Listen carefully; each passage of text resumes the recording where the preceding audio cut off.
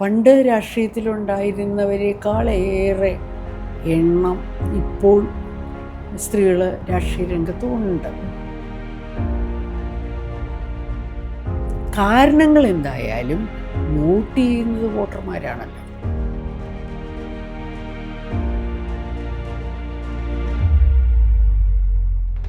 ഒരു സ്ത്രീ വന്ന് തോൽപ്പിച്ചു എന്നുള്ള ചീത്തപ്പേര് ഇന്ത്യൻ നാഷണൽ കോൺഗ്രസിനുണ്ടാവരുത്.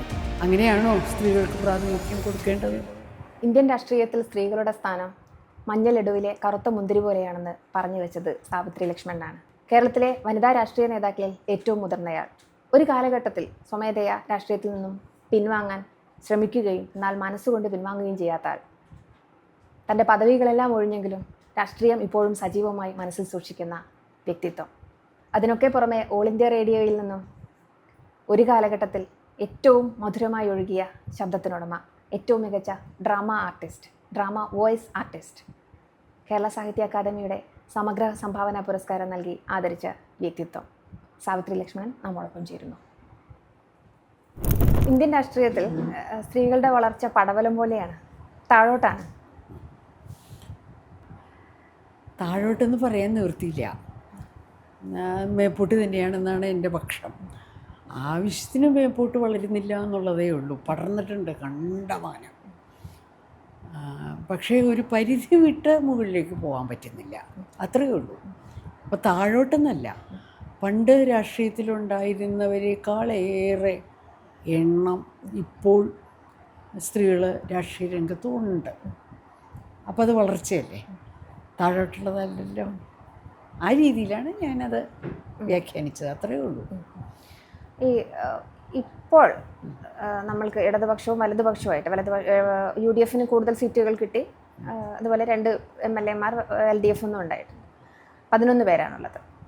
അതായത് 7.51% ആയിട്ടാണ് പറയുന്നത്. അതിൻ്റെ ബാക്കിയെല്ലാം കിടക്കുന്നത് വലിയൊരു പാട്രിയാർക്കൽ സൈഡിലാണ്. അതൊരു ക്രൂര സത്യമാണ്. ഒരു നല്ല സ്ഥാനങ്ങളിലേക്കൊന്നും സ്ത്രീകളെ എത്താൻ ഇപ്പോഴും പുരുഷന്മാർ സമ്മതിക്കുന്നില്ല. അതാണ് ബുദ്ധിമുട്ട്. കാരണം പുരുഷന്മാർ അതിന് സമ്മതിച്ചാൽ അവരുടെ സ്ഥാനം പോകും. എണ്ണത്തിൽ പൂർണ്ണമായിട്ട് സ്ഥാനം പോകുന്നില്ല, പക്ഷേ എണ്ണം കുറയും. എണ്ണത്തിൽ സാധാരണഗതി വലിയ വ്യത്യാസം വരില്ല. അതിനാണ് ഇപ്പോൾ ഒരു സൂത്രപ്പണി എടുക്കാൻ നോക്കിയത്. എത്ര സ്ത്രീകളെ കൊണ്ടുവരണോ അതിനനുസരിച്ച് മൊത്തം എണ്ണം കൂട്ടാം എന്ന്. അതിൻ്റെ ആവശ്യം എന്താ? അങ്ങനെയാണോ സ്ത്രീകൾക്ക് പ്രാതിനിധ്യം കൊടുക്കേണ്ടത്? ആലോചിച്ച് നോക്കിയാൽ അത് അർത്ഥശൂന്യമായൊരു ഏർപ്പാടാണെന്ന് നമുക്ക് തോന്നില്ലേ? അപ്പോൾ അതിനനുസരിച്ച് തകിടം മറിയുന്ന മറ്റ് ധാരാളം നല്ല കാര്യങ്ങളുണ്ട്. അപ്പോൾ ആ നിലയിലേക്കാണ് ഇന്ത്യൻ രാഷ്ട്രീയം പോലും മാറി മറിഞ്ഞുകൊണ്ടിരിക്കുന്നത്. എത്രയോ വർഷങ്ങൾക്ക് മുൻപ് 1/3 വനിതാ സംവരണം ഈ തദ്ദേശ സ്വയംഭരണ സ്ഥാപനങ്ങളിൽ നൽകിയതുപോലെ, അതിലൂടെ സ്ത്രീകൾ ഉയർന്നു വന്നതുപോലെ നിയമനിർമ്മാണ സഭകളിലും വേണം എന്ന ആവശ്യം നമ്മുടെ സാമൂഹിക രംഗത്ത് സജീവമായിട്ടുണ്ടായിരുന്നു. ഞാനും ഒക്കെ ഇഷ്ടം പോലെ പറഞ്ഞിട്ടുള്ളതാണ്. അപ്പം അതിനൊക്കെ സംവരണത്തിന് ഒരു പരിധിയുണ്ടെന്നും ആ സംവരണം ആ പരിധി വിട്ട് ഉയരാൻ പാടില്ല എന്നുമൊക്കെയുള്ള വിശദീകരണങ്ങൾ ആദ്യം കിട്ടിയിരുന്നു. ഞാനപ്പോൾ വളരെ സമർത്ഥമായി എന്ന് എനിക്ക് തോന്നിയ ഒരു തൃപ്തികരമെന്ന് ബാക്കിയുള്ളവർ കേട്ടാൽ സമ്മതിക്കേണ്ട ഒരു വിശദീകരണം ഒരിക്കൽ നൽകുകയുണ്ടായി. ശിവരാജ് പാട്ടീൽ സ്പീക്കറായിരുന്ന സമയത്ത്, ഞാൻ ആദ്യം ലോക്സഭയിലെത്തിയ ആ കാലത്ത് തന്നെ. വേറൊന്നുമല്ല, ഇപ്പോൾ ജനറൽ സീറ്റ് ഇത്ര ശതമാനം ഉണ്ടെന്ന് വയ്ക്കുക. ആ ജനറൽ സീറ്റിൻ്റെ 50% ജനറൽ സീറ്റ് അവകാശപ്പെടാനാവുന്ന സ്ത്രീകൾക്ക്, സംവരണ സീറ്റ് ഇത്രയുണ്ടെന്ന് വയ്ക്കുക. അത് സംവരണ സീറ്റ് അവകാശപ്പെടാനാവുന്ന സ്ത്രീകളുണ്ടല്ലോ, അവർക്ക് അതിൻ്റെ 50%. അപ്പോൾ മൊത്തം സംവരണത്തോത് മാറില്ലല്ലോ. 50% സ്ത്രീകൾക്ക് സംവരണം എന്നുള്ള അന്തസ്സുള്ള ഏർപ്പാടിലേക്ക് അത് മാറും. അതിനുള്ള അർഹത എന്ന് പറയുന്നത് 50%-ലധികം ജനസംഖ്യ സ്ത്രീകളാണ്. അതെ, ജനസംഖ്യ വെച്ചിട്ടാണല്ലോ കാര്യങ്ങളൊക്കെ തീരുമാനിക്കുന്നത്. ആ നിലയ്ക്ക് ജനസംഖ്യയിൽ 50% കൂടുതലുള്ള സ്ത്രീകൾക്ക് യഥാർത്ഥ അർഹത എന്ന് പറയുന്നത് 50% തന്നെ ആണ്. ആ 50% കിട്ടാൻ ഇതാണ് ഏറ്റവും നല്ല വഴി എന്ന് ഞാൻ ഇന്ത്യൻ പാർലമെൻറ്റിൽ ലോക്സഭയിൽ അഭിപ്രായപ്പെട്ടപ്പോൾ എൻ്റെ പ്രസംഗം കഴിഞ്ഞ് ഞാൻ ഇരുന്ന സമയത്ത് തന്നെ ബഹുമാനപ്പെട്ട അന്നത്തെ ലോക്സഭാ സ്പീക്കർ പ്രത്യേകമായിട്ടൊരു മെസ്സേജൊക്കെ എൻ്റെ സീറ്റിലേക്ക് കൊടുത്തയച്ചു, അഭിനന്ദനങ്ങൾ പറഞ്ഞുകൊണ്ട്. ആ അഭിനന്ദനങ്ങളിൽ ഒതുങ്ങി ലഡ്ഡുവിലെ മുന്തിരിങ്ങയായി ആ അഭിപ്രായവും വലിച്ചെറിയപ്പെട്ടു. ഈ രീതിയിൽ പിന്നെ നരസിംഹറാവുവിൻ്റെ ഗവൺമെൻറ്റാണ് ഭരണഘടനാ ഭേദഗതി തദ്ദേശ സ്വയംഭരണ സ്ഥാപനങ്ങളിലേക്ക് എങ്കിലും കൊണ്ടുവന്നത്. ഞാനന്ന് ലോക്സഭയിലുണ്ട്. 1/3 ആളുകൾ തീർച്ചയായിട്ടും ഭരണഘടനാ ഭേദഗതി ആവുമ്പോൾ 2/3 പേരുടെ അംഗീകാരം വേണം. ഹാജരായിരിക്കുന്ന അംഗങ്ങളുടെ 2/3 വേണം. 2/3 പോയിട്ട് കേവല ഭൂരിപക്ഷം പോലും നരസിംഹറാവുവിന് കഷ്ടിയായിരുന്നു. അദ്ദേഹത്തിൻ്റെ ഒരു ഭരണ സാമർഥ്യം കൊണ്ട് ഒക്കെയാണ് മറ്റുള്ളവരെയും കൂടി സ്വാധീനിച്ച് അദ്ദേഹം ഈ ബില്ല് പാസ്സാക്കി എടുത്തത്. പക്ഷേ അത് പ്രാവർത്തികമാക്കിയെടുക്കാൻ അദ്ദേഹത്തിനും സാധിച്ചില്ല. രാജ്യസഭ പാസ്സാക്കിയ ബില്ല് ലോക്സഭയിൽ ധൈര്യമായിട്ട് പരാജയപ്പെട്ടു. ഈ ആക്റ്റീവ് പൊളിറ്റിക്സിൽ ഒരു സ്ത്രീയുടെ ഒരു പ്രവർത്തന കാലയളവിൻ്റെ ആയുസ് വളരെ കുറവാണ്. പ്രത്യേകിച്ച് ഏതൊരു വനിതാ രാഷ്ട്രീയ നേതാവിൻ്റെ പ്രവർത്തന കാലയളവ് വളരെ കുറവാണ്, പ്രത്യേകിച്ചും കേരളത്തിലെന്നാണ് എനിക്ക് തോന്നുന്നത്. AICCയുടെ ഉത്തരവാദിത്തത്തിലിരുന്ന ആള് അല്ലായിരുന്നോ? ആയിരുന്നു. AICCയുടെ ഉത്തരവാദിത്തത്തിലിരുന്ന സാവിത്രി ലക്ഷ്മണൻ പിന്നെ ബൂത്ത് ലെവലിൽ വരെ മാറുന്നു. ബൂത്ത് ലെവൽ പ്രവർത്തനത്തിലേക്ക് മാറും, സ്വമേധയാ പിൻവാങ്ങുന്നു. അതേസമയം 79 വയസ്സുള്ള ആളുകൾ ഇവിടെ മത്സരിച്ചിട്ടുണ്ട്, 80 വയസ്സുള്ള ആളുകൾ ഇവിടെ മത്സരിക്കുന്നു. വനിതാ സ്ഥാനാർത്ഥികളിൽ ഏറ്റവും പ്രായം കൊണ്ട് മുതിർന്ന സ്ഥാനാർത്ഥി ജയിച്ചത് ഉമാ തോമസ് ആണ്, 60 വയസ്സുകാരി. അതിനപ്പുറത്തേക്കുള്ള ഒരു നിയമസഭാ സാമാജിക ഇല്ല.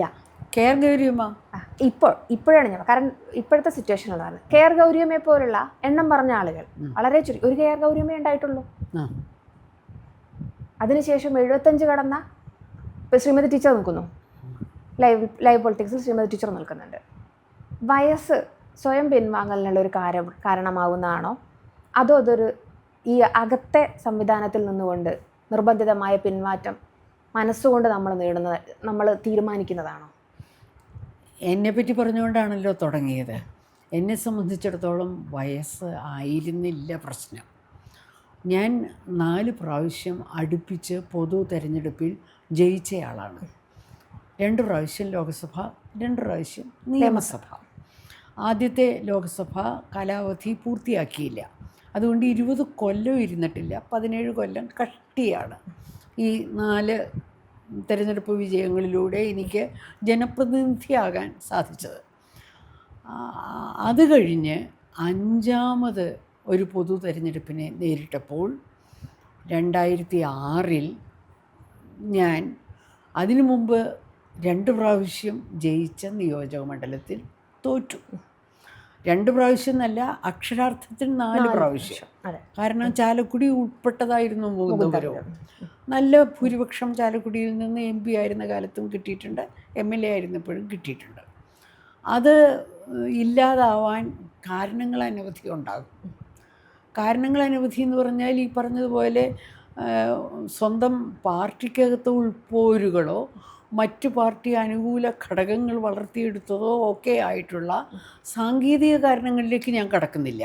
മറിച്ച് കാരണങ്ങൾ എന്തായാലും വോട്ട് ചെയ്യുന്നത് വോട്ടർമാരാണല്ലോ. അപ്പോൾ അവർക്ക് എനിക്കെതിരായി വോട്ട് ചെയ്യാം എന്നുണ്ടെങ്കിൽ ഞാൻ ഇത്ര കാലം ഈ ജനങ്ങൾക്ക് വേണ്ടി ഇങ്ങനെയൊക്കെ കഷ്ടപ്പെട്ടിട്ട് തൽക്കാലം ഇനി എന്നെക്കൊണ്ട് ആവശ്യമില്ലെന്ന് തോന്നൽ ആണ് ജനങ്ങളിലുണ്ടായിരിക്കുന്നത്. ആ നിലയ്ക്ക് അവരാഗ്രഹിക്കുന്നത് പോലെ മാറി നിൽക്കാം എന്നാണ് ഞാൻ സ്വയം തീരുമാനിച്ചത്.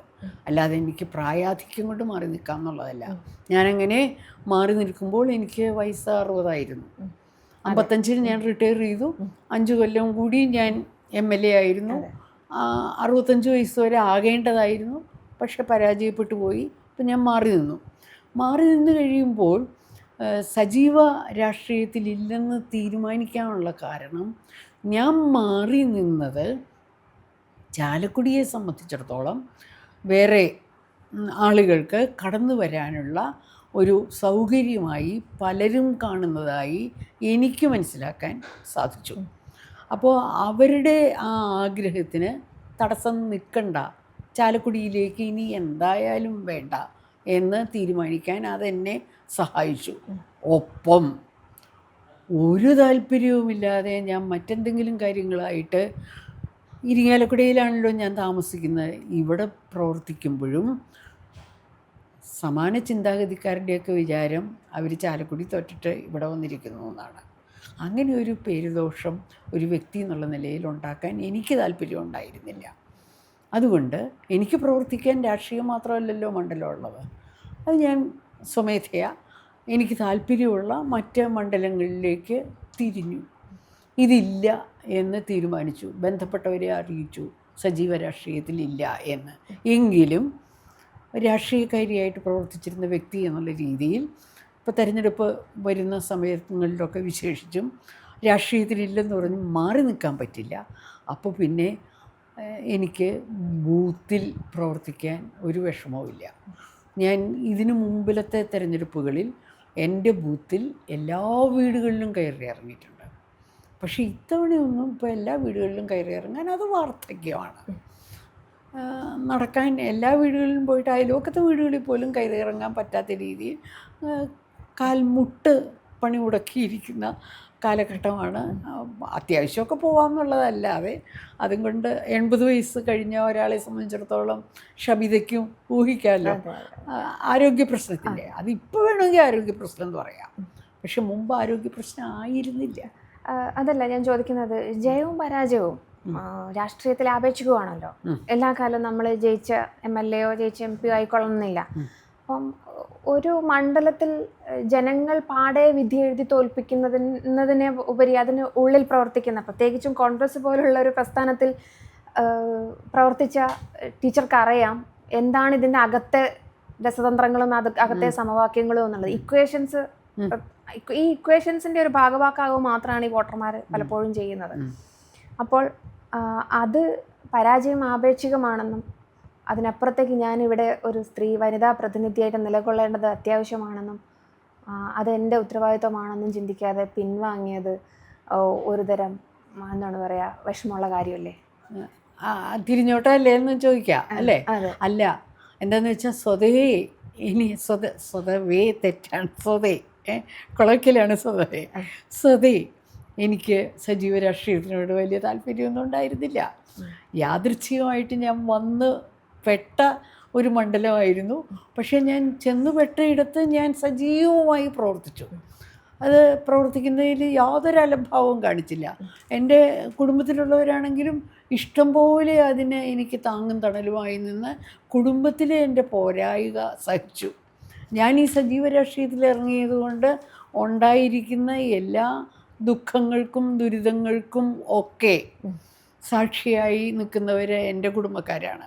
അപ്പോൾ ആ നിലയ്ക്ക് എനിക്ക് അതിലൊന്നും ഒരു കുഴപ്പവും ഉണ്ടായിട്ടില്ല. ബഹുജനങ്ങളുടെ ഇടയിൽ നിന്നും ഒക്കെ നല്ല സപ്പോർട്ടൊക്കെ ഉണ്ടായി.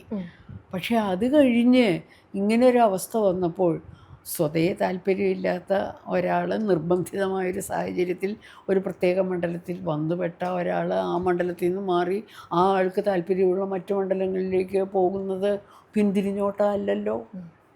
അതെൻ്റെ വ്യക്തിപരമായ കാര്യമാണ്, അല്ലാണ്ട് സാമാന്യവൽക്കരിച്ചതിനെ പറയരുത്.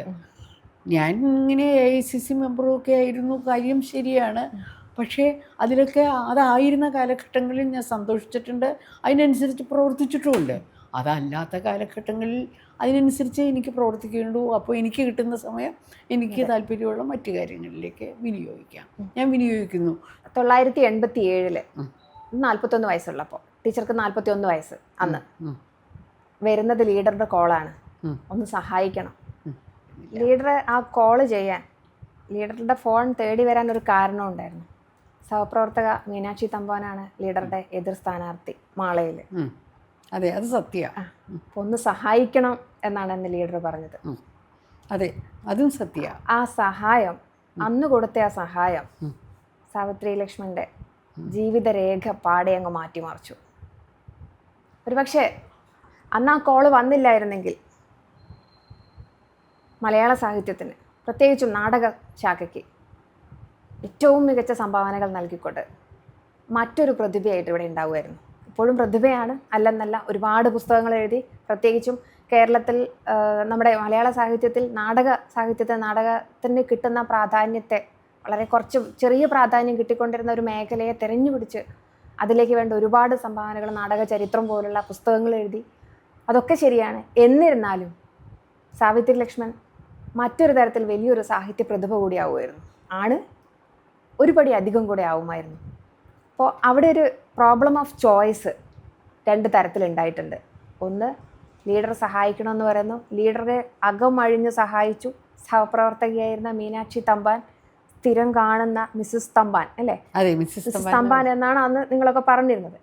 സ്ഥിരം കാണുന്ന, എന്നും സംവദിക്കുന്ന, എന്നും മികച്ച സുഹൃത്തായിരിക്കുന്ന ഒരാളെ മാനസികമായോ അല്ലാതെയോ ചെറിയൊരു തരത്തിൽ അകൽച്ച ഉണ്ടെന്നാണ് ഞങ്ങളൊക്കെ അറിഞ്ഞത്.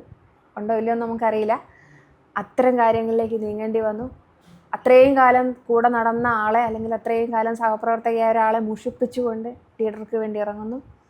പക്ഷേ ലീഡർ എന്ത് ചെയ്യുന്നു? 4 ടേം, 2 ടേം MP ആയിട്ടും 2 ടേം MLA ആയിട്ടും കൈവെള്ളയിൽ വെച്ചു വരുന്നു, അല്ലേ? അങ്ങനെ അതൊരു പകരം ചെയ്ത ഒരു പ്രത്യുപകാരം എന്നുള്ള രീതിയിൽ ഇന്നേ വരെ നോക്കിക്കാണാൻ എനിക്ക് സാധിച്ചിട്ടില്ല. കാരണം അങ്ങനെ ഒരു വാഗ്ദാനത്തിൻ്റെ പുറത്തല്ല എന്നെ വിളിച്ചത്. എന്നെ വിളിച്ചപ്പോൾ സ്വാഭാവികമായിട്ടും ഷബിത പറഞ്ഞതുപോലെ സെൻറ്റ് ജോസഫ്സ് കോളേജിലെ ഒരു അധ്യാപിക മാളയിൽ ഇലക്ഷൻ നിൽക്കുന്നു മുഖ്യമന്ത്രിക്ക് എതിരെ. രാജീവ് ഗാന്ധി 18 വയസ്സുള്ളവർക്ക് വോട്ടവകാശം നിശ്ചയിച്ചതിന് ശേഷമുള്ള ആദ്യത്തെ ഇലക്ഷൻ. മാളയിൽ നിന്ന് സെൻറ്റ് ജോസഫ്സ് കോളേജിൽ വന്ന് പഠിക്കുന്ന പല വിദ്യാർത്ഥികളും, അപ്പോൾ പാസ്സായിട്ടുള്ള പൂർവ്വ വിദ്യാർത്ഥികളും, അതിനു മുമ്പേ പാസ്സായി പോയിട്ടുള്ള ഞങ്ങളുടെ വിദ്യാർത്ഥികളും ഒക്കെ വോട്ടർമാരായി വരുന്നൊരു പ്രത്യേക പ്രതിഭാസം. ആ സമയത്താണ് ലീഡർ സഹായിക്കണം എന്ന് പറഞ്ഞത്. അപ്പം ഞാൻ ആലോചിച്ചത് രാഷ്ട്രീയത്തിലിറങ്ങാനല്ല, സഹായിക്കണം എന്ന് കേരളത്തിൻ്റെ മുഖ്യമന്ത്രി പറഞ്ഞ സാഹചര്യം എന്തുകൊണ്ട് എന്ന് മനസ്സിലാക്കാൻ എനിക്ക് സാധിച്ചു. ഇപ്പം സഹായിച്ചില്ലെങ്കിൽ പിന്നെ എപ്പോഴാണ് സഹായിക്കുന്നതെന്ന് ഞാനും ചിന്തിച്ചു. ആ സ്ഥിതിക്ക് എൻ്റെ മുമ്പിൽ എൻ്റെ ആത്മാർത്ഥ സുഹൃത്തായ മിസ്സിസ് തമ്പാനല്ല ഉണ്ടായിരുന്നത്, മറിച്ച് കേരളത്തിൻ്റെ മുഖ്യമന്ത്രിയായ കോൺഗ്രസ്സുകാരനായിരുന്നു. മിസ്സിസ് തമ്പാൻ UDF ആയിട്ടല്ലല്ലോ മത്സരിച്ചിരിക്കുന്നത്, LDF ആയിട്ടല്ലേ. അതുകൊണ്ടാണല്ലോ ഈ ക്ഷണമൊക്കെ ഇങ്ങനെ വന്നത്. അപ്പോൾ സ്വാഭാവികമായിട്ടും മിസ്സിസ് തമ്പാൻ അത് ഇഷ്ടപ്പെടില്ല എന്ന് എനിക്കറിയാം. എങ്കിലും നിവൃത്തിയില്ല. അപ്പോൾ ഞാൻ ഇത്രയേ കണ്ടുള്ളൂ. ഇത്ര വലിയ രാഷ്ട്രീയത്തിൽ സിംഹമായിട്ട് പ്രവർത്തിക്കുന്ന ഒരു നേതാവിനെ ഒരു സ്ത്രീ വന്ന് തോൽപ്പിച്ചു എന്നുള്ള ചീത്തപ്പേര് ഇന്ത്യൻ നാഷണൽ കോൺഗ്രസ്സിനുണ്ടാവരുത്. ഞാൻ ജന്മന കോൺഗ്രസ് അനുഭാവം ഉള്ളിൽ വച്ച് പുലർത്തുന്ന ഒരു വ്യക്തിയാണ്. അതുകൊണ്ടായിരിക്കും എനിക്ക് അങ്ങനെ ശക്തമായൊരു തോന്നലുണ്ടായത്. അതുകൊണ്ടാണ് ഞാൻ പ്രചാരണത്തിന് പോയത്. അതല്ലാതെ പിന്നീട് ഞാൻ MP ആയി മാറിയപ്പോൾ ഈ പറഞ്ഞതുപോലെ എന്നെ അങ്ങ് MP ആക്കാം, MLA ആക്കാം എന്നൊക്കെ കരുതി ലീഡർ നിശ്ചയിച്ച ഒരേർപ്പാട് അല്ല. അതായിരുന്നെങ്കിൽ മുനിസിപ്പൽ ഇലക്ഷൻ എന്നോട് നിൽക്കാൻ അണികൾ വഴി ആവശ്യപ്പെടുമായിരുന്നില്ലല്ലോ, നിൽക്കുന്നുണ്ടോ എന്ന് ചോദിക്കുമായിരുന്നില്ല, നിന്നില്ല. പിന്നെ ഞാൻ കേട്ടത് ശരിയാണെങ്കിൽ, എനിക്കറിയില്ല, ശരിയാണെങ്കിൽ 89-ൽ കേരളത്തിൽ നിന്ന് ഇതുവരെ ലോക്സഭയിലേക്ക് ഒരു വനിതാ കോൺഗ്രസിൻ്റെ ലേബലിൽ വന്നിട്ടില്ല എന്നും ഇത്തവണയെങ്കിലും അതുണ്ടാവണം എന്നും രാജീവ് ഗാന്ധി ആവശ്യപ്പെടുകയാണ് ചെയ്തത് എന്ന്. അപ്പോൾ ലീഡർ തന്നെ പറഞ്ഞു, അങ്ങനെയാണെങ്കിൽ മുകുന്ദപുരം പാർലമെൻറ്റ് കോൺസ്റ്റിറ്റ്യുവൻസി ലീഡറിൻ്റെയും കൂടി അസംബ്ലി കോൺസ്റ്റിറ്റ്യുവൻസി ഉള്ള സെഗ്മെൻറ്റാണ്, അവിടെ നിന്ന് തന്നെ ആവാം എന്നും. അവിടെ നിന്ന് തന്നെ ആവാം എന്ന് പറയുന്നതിന് കാരണം മുകുന്ദപുരത്തെ അന്നത്തെ സിറ്റിംഗ് MP മോഹൻദാസ് കേരള കോൺഗ്രസ് പിളർന്നതിനെ തുടർന്ന് LDFിലേക്ക് ചാഞ്ഞ ഭാഗത്ത് ആയിരുന്നു. അപ്പോൾ ആ നിലയ്ക്ക് സിറ്റിംഗ് MP ക്ലെയിമില്ലാത്ത ഒരു നല്ല കോൺസ്റ്റിറ്റ്യുവൻസിയാണ് മുകുന്ദപുരം. അത് നോക്കി ഒരു വനിതയെ തിരഞ്ഞെടുക്കാം എന്ന് ലീഡർ നിശ്ചയിച്ചു. അതിനുശേഷം വനിതകൾക്ക് വേണ്ടി ഞാൻ മനസ്സിലാക്കുന്നിടത്തോളം എന്നെയല്ല വേറെയും വനിതകളെ അന്വേഷിച്ചവരെ ആരെയും ഇലക്ഷൻ ജയിക്കാൻ പറ്റുന്ന കാര്യത്തിൽ തൃപ്തികരമായ ഒരു പശ്ചാത്തലമുള്ളവരാണ് എന്ന് തീരുമാനിക്കാൻ നേതൃസ്ഥാനത്തിലുള്ളവർക്ക് സാധിച്ചില്ല. ആ അവസ്ഥയിലാണ് എന്നെ തിരഞ്ഞെടുക്കുന്നത്. അതല്ലാതെ എന്നെ സഹായിച്ചു, എന്നാ പിടിച്ചോ എന്ന് പറഞ്ഞ് എന്നെ ആക്കിയതല്ല. ഇതൊക്കെ ദൈവനിയോഗം പോലെ വന്നു ചേർന്നതാണ്. അപ്പോൾ ആ നിലയ്ക്ക് പിന്നീട് ലീഡറിൻ്റെ ആളായിട്ട് തന്നെയാണ് ഞാൻ വരുന്നത്. പക്ഷേ ലീഡറിൻ്റെ ആളായിട്ട് വന്നാൽ എന്നെ സംബന്ധിച്ചിടത്തോളം ലീഡർക്കൊരു ക്ഷീണവും ഉണ്ടാകാത്ത തരത്തിൽ നല്ല പ്രവർത്തനം കാഴ്ചവെക്കാൻ ഞാൻ പരമാവധി ശ്രദ്ധിച്ചിട്ടുണ്ട്. ലീഡർക്ക് മാത്രമല്ല, എന്നെ ഒരു പുതിയ ജോലി ഏൽപ്പിച്ചിരിക്കുന്നു. അപ്പോൾ ആ സ്ഥിതിക്ക് ഞാൻ സെൻറ്റ് ജോസഫ് കോളേജിൽ പല ക്ലാസ്സുകളിൽ പഠിപ്പിക്കുന്നത് പോലെ എൻ്റെ നിയോജകമണ്ഡലത്തിൽ പല അസംബ്ലി നിയോജകമണ്ഡലങ്ങൾ അതിങ്ങനെ തരംതിരിച്ച് അവിടെയൊക്കെ ഞാനിങ്ങനെ ഓരോരോ കാര്യങ്ങളുമായിട്ട് മുന്നോട്ട് പോകുമായിരുന്നു. അപ്പോൾ പിന്നെയും ആയിട്ട് എനിക്ക് തെരഞ്ഞെടുപ്പിൽ മത്സരിക്കാൻ. അങ്ങനെ ഒരു കാര്യം ചോദിക്കട്ടെ, അപ്പോൾ ഒരു സ്ത്രീയാൽ തോൽപ്പിക്കപ്പെടരുത് ലീഡർ എന്ന് ഒരു സ്ത്രീയായിട്ടുള്ള വളരെ ആക്റ്റീവ് എനർജറ്റിക് ആയിട്ടുള്ള പീരീഡാണല്ലോ. ഒരു സ്ത്രീയായിട്ടുള്ള ടീച്ചർ ഒരു സ്ത്രീയാൽ ലീഡർ തോൽപ്പിക്കപ്പെടരുത് എന്ന് ചിന്തിക്കാൻ എന്താണ് കാരണം? അത് അന്നത്തെ സാമൂഹിക അവസ്ഥ അനുസരിച്ച് ഇപ്പോഴത്തെ പിള്ളേർക്ക് പറഞ്ഞാൽ മനസ്സിലാകാത്ത കാര്യം ആണ്. സമൂഹത്തിൽ സ്ത്രീക്ക് തെളിയാൻ കിട്ടിയിരുന്ന അവസരങ്ങൾ ഇന്നതൊക്കെയാണ് എന്ന ഒരു ധാരണ മൊത്തത്തിലുണ്ടായിരുന്നു. ആ ധാരണയുടെ അംശം തന്നെയായിരുന്നു ഞാനും. അത്രയ്ക്ക് വിചാരിച്ചാൽ മതി, അല്ലാതെ സ്ത്രീയോടുള്ള വിരോധം എന്ന് കരുതരുത്. ആ കാലഘട്ടം ഒന്ന് ആലോചിച്ച് നോക്കൂ, എത്ര സ്ത്രീകളുണ്ടായിരുന്നു രാഷ്ട്രീയത്തിൽ. ഇപ്പം ഞാൻ 89 മുകുന്ദപുരത്ത് MP ആയല്ലോ. അന്ന് 64 മണ്ഡലങ്ങളുണ്ട് മുകുന്ദപുരത്തിൽ. 64 മണ്ഡലങ്ങളിലും കൂടിച്ചേർന്ന് 2 സ്ത്രീകളാണ് പഞ്ചായത്ത് പ്രസിഡന്റുമാരുണ്ടായിരുന്നത്. അത്രയും കുറവായിരുന്നു സ്ത്രീ പ്രാതിനിധ്യം എന്ന് പറയുന്നത്. സ്ത്രീ പ്രാതിനിധ്യം വർദ്ധിച്ചത് ഞാൻ നേരത്തെ പറഞ്ഞതുപോലെ നരസിംഹറാവുവിൻ്റെ കാലത്ത് ഭരണഘടനാ ഭേദഗതിയോടുകൂടി തദ്ദേശ സ്വയംഭരണ സ്ഥാപനങ്ങളിൽ വനിതാ സംവരണം ഏർപ്പെടുത്തിയതോടുകൂടി തന്നെ ആണ്. അതോടെ സ്ത്രീകൾക്ക് ഈ രംഗത്തും ശോഭിക്കാൻ സാധിക്കും എന്ന് തെളിയിക്കാൻ സാധിച്ചു. ഇന്നിപ്പോൾ സ്ത്രീകൾ തൊടാത്ത രംഗങ്ങളില്ലല്ലോ. പക്ഷേ ഒരു 50 കൊല്ലം മുമ്പ് ഇന്ന് സ്ത്രീ തൊടുന്ന ചില പ്രത്യേക രംഗങ്ങളൊക്കെ ഏതെങ്കിലും ഒരു സ്ത്രീ തൊടുമെന്ന് ഒരു സ്ത്രീക്കോ പുരുഷനോ സങ്കല്പിക്കാൻ പോലും സാധിക്കുമായിരുന്നില്ല. കാലം മാറുന്നതിനനുസരിച്ച് മാറ്റം വരും. അപ്പോൾ സ്വതവേ ഞങ്ങളൊക്കെ ഒരു തലമുറ ചിന്തിക്കുക, അങ്ങനെ ഒരു CM കാൻഡിഡേറ്റ് ആയിട്ടുള്ള ഒരാൾക്കെതിരെ ഓപ്പോസിറ്റ് ആയിട്ട് ഒരു സ്ത്രീ നിൽക്കുന്ന സമയത്ത് സ്ത്രീയായിരിക്കുന്ന മറ്റുള്ള എല്ലാ സ്ത്രീ സമൂഹം മുഴുവൻ ആ സ്ത്രീക്ക് സപ്പോർട്ട് ചെയ്യുകയും അവരെ വിജയിപ്പിച്ചെടുക്കുക എന്ന് പറയുന്നതാണ് ഒരു സ്ത്രീ മുന്നേറ്റം. അങ്ങനെയാണ് മാറ്റങ്ങൾ കൊണ്ടുവരിക എന്നാണ് നമ്മളൊക്കെ ചിന്തിക്കുക. ആ ചിന്തയാണ് ഇത്തവണ തുരുതുരാ നാടൊട്ടുക്ക് നടന്ന് സ്ത്രീകളെ സ്ഥാനാർത്ഥികളാക്കി സ്ത്രീകളൊക്കെ സ്ത്രീകൾക്ക് വോട്ട് ചെയ്യുക എന്ന് പരസ്യമായിട്ട് പ്രചാരണം നടത്തി അതിന് പ്രചാരണ ഗ്രൂപ്പ് വരെയൊക്കെ ഉണ്ടാക്കിയ ഒരു രാഷ്ട്രീയ പാർട്ടിക്ക് പറ്റിയ ഏറ്റവും വലിയ വിഡ്ഢിത്തം. അമ്പേ പരാജയപ്പെട്ടു പോയല്ലോ. അതുകൊണ്ടാണ് പരാജയപ്പെട്ടത്. പിന്നല്ലാതെ ഒരു സ്ത്രീ നിങ്ങളുടെ നിയോജകമണ്ഡലത്തിൽ സ്ത്രീ ഉണ്ടെങ്കിൽ സ്ത്രീക്ക് മാത്രം വോട്ട് ചെയ്യുക, അല്ലെങ്കിൽ മറ്റേ സാധനമായിട്ടല്ലേ മ്യൂട്ട എന്തെന്നാണ് നോട്ട ഞാൻ പെട്ടെന്ന് പേര് വിട്ടുപോയി. നോട്ടയ്ക്ക് വോട്ട് ചെയ്യുക എന്ന് പറയുന്നത് രാഷ്ട്രീയത്തിൽ പറയാൻ പറ്റുന്നൊരു വാചകം അല്ലായിരുന്നു. വൻ പ്രചരണം നടത്തി. എന്നിട്ടോ തിരഞ്ഞെടുക്കപ്പെടുന്ന സ്ത്രീക്ക് അർഹത പോലും ഇല്ല. അല്ല, സ്ഥാനാർത്ഥിയായിട്ട് നിശ്ചയിക്കപ്പെടുന്ന സ്ത്രീകളിൽ ചിലർക്ക് അർഹത പോലും ഇല്ല സ്ഥാനാർത്ഥിയായിട്ട് മത്സരിക്കാൻ പോലും. അങ്ങനത്തെയൊക്കെയുള്ള ദയനീയ വശങ്ങളിലേക്ക് കടക്കും ഈ അന്ധമായിട്ടുള്ള സ്ത്രീ വികാരം വന്നാൽ. അതൊരു ഉദാഹരണം ഞാൻ പറഞ്ഞു എന്നുള്ളതേ ഉള്ളൂ. അല്ലാതെ വലിയ കൊട്ടിപ്പാടി പാടാൻ വേണ്ടി പറഞ്ഞതല്ല. അതേ മിസ്സസ് തമ്പാനോത്ത് പിന്നീട് നിയമസഭയിൽ കണ്ടുമുട്ടി ഉവ്വ്. അല്ലേ? എങ്ങനെ ഉണ്ടായിരുന്നു ആ കാലം? നിയമസഭയെ കണ്ടുമുട്ടുന്നതിന് മുമ്പ് തന്നെ രാഷ്ട്രീയ രംഗത്ത് കണ്ടുമുട്ടി.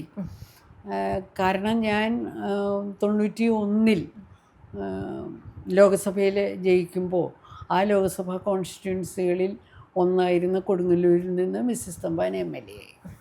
അങ്ങനെ ഒരു കോളേജിൽ നിന്ന് ഒരേ സമയത്ത് MP-യും MLA-യും ഉണ്ടായി. ഞങ്ങളുടെ കോളേജിൽ നിന്ന്, ഇരിങ്ങാലക്കുട സെൻറ്റ് ജോസഫ്സ് കോളേജിൽ നിന്ന്.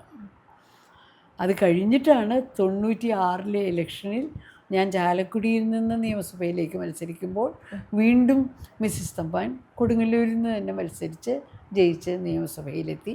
ഞങ്ങൾ രണ്ടുപേരും MLA-മാരാവുന്നത്. ഞങ്ങൾ തമ്മിലുള്ള സൗഹൃദത്തിന് 68 തുടങ്ങി ഉണ്ടായ സൗഹൃദത്തിന് ഒരു കോട്ടവും സംഭവിച്ചിട്ടില്ല. ഈശ്വരാധീനം. ഞങ്ങൾ അയൽവക്കക്കാരാണ്, ഒരേ റെസിഡൻസ് അസോസിയേഷൻകാരാണ്. ഇപ്പോഴും ആ സൗഹൃദം ഞങ്ങൾ കാത്തു സൂക്ഷിക്കുന്നുണ്ട്. അപ്പം ആശയം വ്യത്യസ്തം. ആശയം വ്യത്യസ്തം. അത് എനിക്കറിയാവുന്ന പോലെ മിസ്സിസ് തമ്പാനും അറിയാമല്ലോ. ഇടക്കാലത്ത് വെച്ച് ഇപ്പോൾ ഷബിത പറഞ്ഞില്ലേ, ഞങ്ങളെപ്പോലെയുള്ളവർ കേട്ടിട്ടുണ്ട് ഇത്തിരി ഇതായിരുന്നു എന്നൊക്കെ. അങ്ങനെ കേൾപ്പിക്കാൻ താല്പര്യമുള്ള ഒരു കൂട്ടർ നമ്മുടെ സമൂഹത്തിലുണ്ട്. അവരൊക്കെ കൂടി ഇങ്ങനെ എരിവ് കയറ്റുക എന്ന് പറയില്ലേ, ആ രീതിയിലൊക്കെ എൻ്റെ അടുക്ക് ഓരോരുത്തർ വന്നിട്ടുണ്ട്. അതുകൊണ്ട് എനിക്കറിയാം അതേപോലെ ഉണ്ടാവുമായിരിക്കാം. പക്ഷെ അതിലൊന്നും എൻ്റെ അഭിപ്രായം ഞങ്ങൾ രണ്ടുപേരും വീണിട്ടില്ല എന്നാണ്. അപ്പം നിങ്ങൾ സംസാരിക്കുമായിരുന്നോ രാഷ്ട്രീയം, അതായത് ഈ കാര്യങ്ങൾ നിലവിലുള്ള അവനവൻ്റെ രാഷ്ട്രീയത്തിൻ്റെ അകത്ത് നടക്കുന്ന കാര്യങ്ങളെക്കുറിച്ചൊക്കെ? ഇല്ല. മിസ്സിസ് തമ്പാൻ്റെ രാഷ്ട്രീയം അവിടെയും, ഞാൻ എൻ്റെ രാഷ്ട്രീയം ഇവിടെയും മാത്രമേ ചർച്ച ചെയ്യാറുള്ളൂ. ഞങ്ങൾ പിന്നെ കോൺസ്റ്റിറ്റ്യുവൻസിയുടെ കാര്യങ്ങൾ പറയുമായിരുന്നു. എൻ്റെ കോൺസ്റ്റിറ്റ്യുവൻസി തന്നെ മിസ്സിസ് തമ്പാൻ വന്നപ്പോഴേ. അത് കഴിഞ്ഞ് ഞങ്ങൾ രണ്ടുപേരും 2 കോൺസ്റ്റിറ്റ്യുവൻസി ആയപ്പോൾ അവരവരുടെ കോൺസ്റ്റിറ്റ്യുവൻസിയുടെ കാര്യങ്ങൾ മാത്രം നോക്കിയാൽ മതി. അത്രകാലം നല്ലൊരു സഹപ്രവർത്തകയായിരുന്ന സാവിത്രി ലക്ഷ്മൺ ഒരു ദിവസം സുപ്രഭാതത്തിൽ ലീഡർ തൻ്റെ ഓപ്പോസിറ്റ് നിൽക്കുന്ന ആൾക്ക് വേണ്ടിയിട്ട് വോട്ട് അഭ്യർത്ഥിച്ച് ഇറങ്ങുക എന്ന് പറയുമ്പോൾ ഒരു സുഹൃത്ത് എന്ന രീതിയിൽ, സഹപ്രവർത്തക എന്ന രീതിയിൽ അവർക്ക് വിഷമം ഉണ്ടായിട്ടുണ്ടാവില്ലേ? തീർച്ചയായിട്ടും വിഷമം ഉണ്ടായിട്ടുണ്ടാവും. അത് സ്വാഭാവികമല്ലേ. അത് പ്രകടിപ്പിച്ചില്ല. ഞാൻ മാത്രമല്ല, എൻ്റെ കോളേജിൽ നിന്ന് ഇംഗ്ലീഷ് ഡിപ്പാർട്ട്മെൻറ്റിൽ നിന്ന് തന്നെ വേറൊരു അധ്യാപികയും കൂടി അന്ന് എൻ്റെ ഒപ്പം മാളയിലെ കൺവെൻഷന് ഉണ്ടായിരുന്നു. മലയാള മനോരമ പത്രത്തിലെ പ്രൊഫസർക്കെതിരെ പ്രൊഫസർമാർ എന്ന് പറഞ്ഞ് വാർത്തയും വന്നിരുന്നു. ഞാൻ ഇങ്ങനെ പോകുമ്പോൾ വളരെ അന്തസംഘർഷത്തോടു കൂടിയാണ് ഞാൻ ആദ്യത്തെ മീറ്റിങ്ങിന് പോകുന്നത് പോലും. എന്താണ് പറയേണ്ടതെന്നുള്ളതിനെ സംബന്ധിച്ച് പോലും ഒരാശങ്കയുണ്ടായിരുന്നു എൻ്റെ ഉള്ളിൽ. എന്നിട്ട് ഞാൻ പോകുമ്പോൾ മാളയിലാകെ ഈ തെരഞ്ഞെടുപ്പ് പ്രചാരണ വേലകളുടെ ഭാഗമായിട്ട് ചുവരെഴുത്തുകൾ, മാളയിലെ മാണിക്യം എന്നെവിടെയൊക്കെ ലീഡറെ പറ്റി എഴുതിയിട്ടുണ്ടോ അതിൻ്റെ തൊട്ടപ്പുറത്ത് മാളയിലെ മാലാഖ എന്ന് മിസ്സിസ് തമ്പാനെക്കുറിച്ചും എഴുതിയിട്ടുണ്ട്.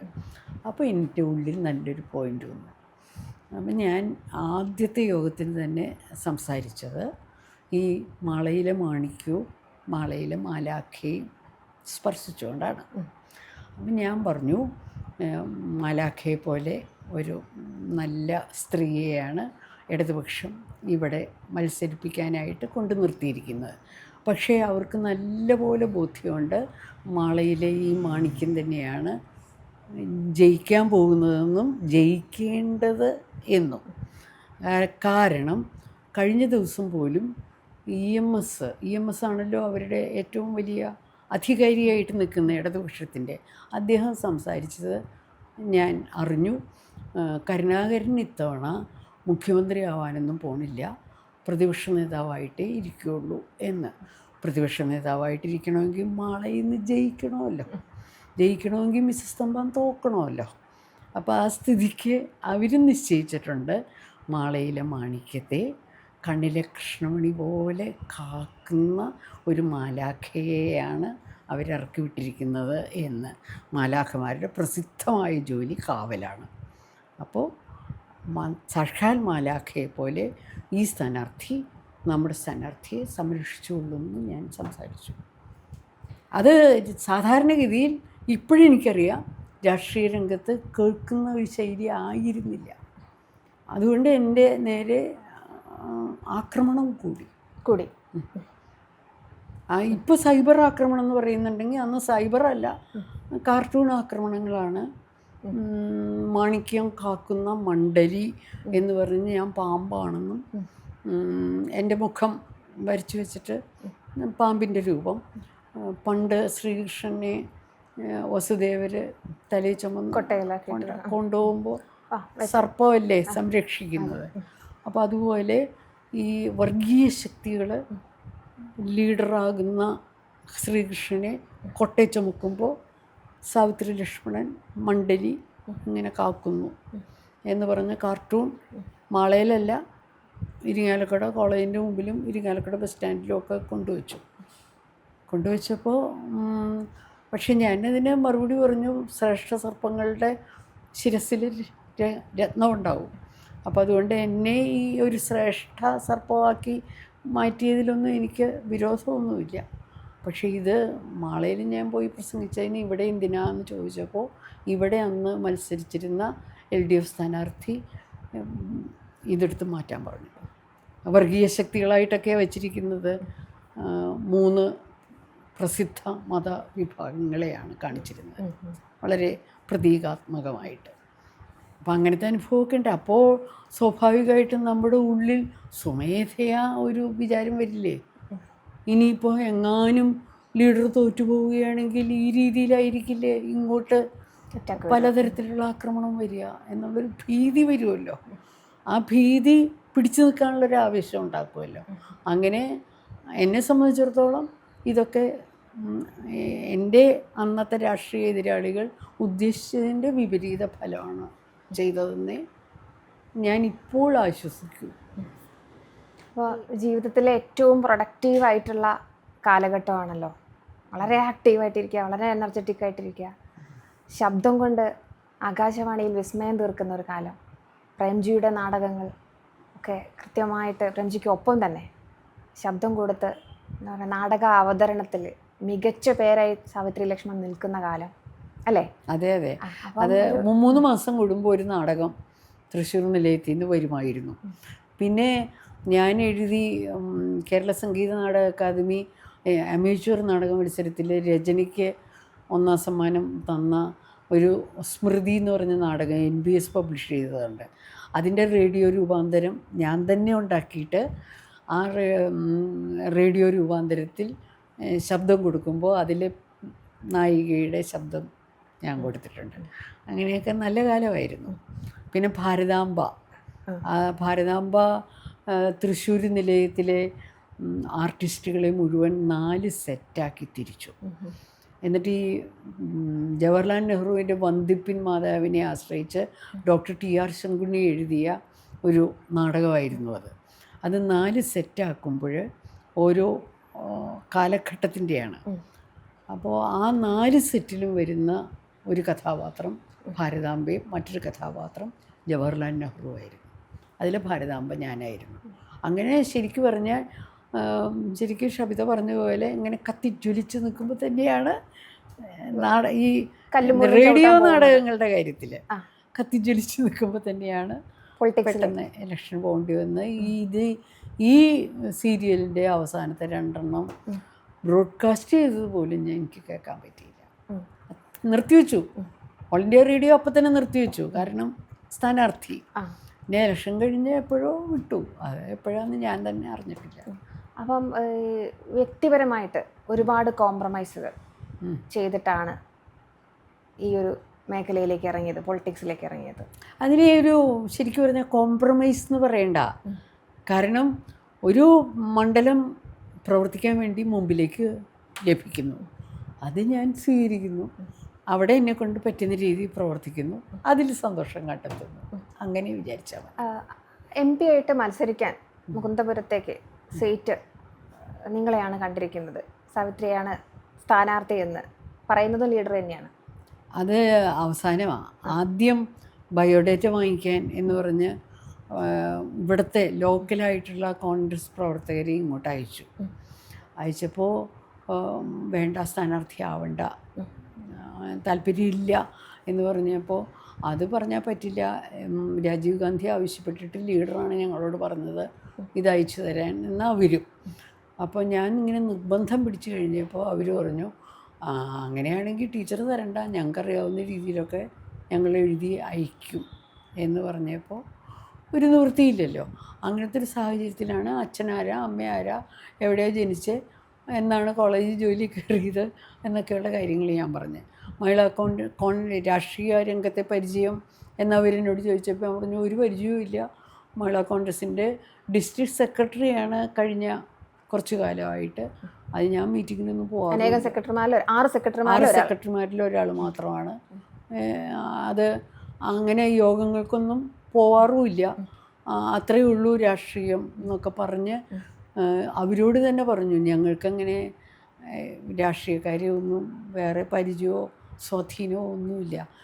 നായർ സർവീസ് സൊസൈറ്റിയായിട്ട് നല്ല ബന്ധമുണ്ട്, 2 കുടുംബക്കാർക്കും ഉണ്ട്. അപ്പോൾ ആ നിലയ്ക്ക് കിടങ്ങൂർ ബാലകൃഷ്ണപിള്ളയും ലീഡറും കൂടെ വലിയ അടുപ്പാന്നൊക്കെ എല്ലാവർക്കും അറിയാവുന്ന കാര്യമായിരുന്നു. കിടങ്ങൂരിനോടോ മറ്റോ പറഞ്ഞ് ഇവരെ പാർട്ടി സ്ഥാനാർത്ഥിയാക്കല്ലേ എന്ന് ഉപദേശിപ്പിക്കണോ എന്ന് വരെയും ചിന്തിച്ച ആളുകളാണ് ഞങ്ങൾ 2 പേരും. പക്ഷേ 3 ദിവസം കൊണ്ട് സംഗതികളൊക്കെ തിരിഞ്ഞു പറഞ്ഞു. വാർത്താമാധ്യമങ്ങളിൽ കൂടെ ഒക്കെ വന്നു. എന്നിട്ട് നോമിനേഷൻ കൊടുക്കേണ്ടത് ഒരു തിങ്കളാഴ്ചയാണ്. ആ തിങ്കളാഴ്ചയ്ക്ക് തലേ ദിവസം ലീഡർ ഡൽഹിയിൽ നിന്ന് വിളിച്ച്, ശനിയാഴ്ച ഒരു പക്ഷേ നാളെ ഞാൻ ഒരു കാര്യം പറഞ്ഞേക്കും, അപ്പോൾ നോ എന്ന് പറയരുത് എന്ന് പറഞ്ഞു. അത്രയേ ഉള്ളൂ. അപ്പോൾ എന്താ കാര്യം എന്ന് എനിക്ക് നല്ലപോലെ അറിയാം. അപ്പോഴേക്കും മാനസികമായിട്ട് നമ്മൾ തയ്യാറെടുത്ത് കഴിഞ്ഞു. ഞങ്ങളുടെ 2 വീട്ടുകാരോടും ഒക്കെ ഞങ്ങൾ ചോദിച്ചു എന്താ ചെയ്യേണ്ടതെന്ന്. അപ്പം നിന്നോളാൻ പറഞ്ഞു. അങ്ങനെയാണ് നോ എന്ന് പറയരുതെന്ന് പറഞ്ഞപ്പം ശരി എന്ന് പറഞ്ഞത്. പിറ്റേ ദിവസം ലീഡർ എയർപോർട്ടിൽ വന്ന് ഇറങ്ങി. അതിൻ്റെ പിറ്റേ ദിവസം ഇവിടെ നോമിനേഷൻ കൊടുത്തു. അങ്ങനെ പിന്നെയൊക്കെ ധൃതിയിൽ പോയി. പിന്നെ പാർട്ടി ഏറ്റെടുത്ത കാര്യങ്ങൾ ചെയ്തു. പാർട്ടി ഏറ്റെടുത്തു. പാർട്ടിക്കാർ പറഞ്ഞു ഉദ്ദേശിച്ച പോലെയൊന്നുമല്ല, വമ്പൻ സഹകരണമാണ്, ഒരു വനിത എന്നുള്ള പ്രശ്നം ഞങ്ങൾക്ക് ഒട്ടും അനുഭവപ്പെട്ടിട്ടില്ല. സാധാരണ വളരെ പരിചയസമ്പത്തുള്ള രാഷ്ട്രീയക്കാരെ പോലെയാണ് സാവിത്രി ടീച്ചർ ഞങ്ങളുടെ ഇടപഴകുന്നത് എന്ന് പറഞ്ഞു കേട്ടതൊക്കെ വളരെ സന്തോഷമായി. അങ്ങനെയാണ് ഇന്ത്യൻ പാർലമെൻറ്റിലേക്ക് കേരളത്തിൽ നിന്ന് ആദ്യത്തെ കോൺഗ്രസ് MP ഉണ്ടാകുന്നത്. ആദ്യത്തെ വനിതാ MP ഉണ്ടാകുന്നത് ലോകസഭയിലേക്ക്.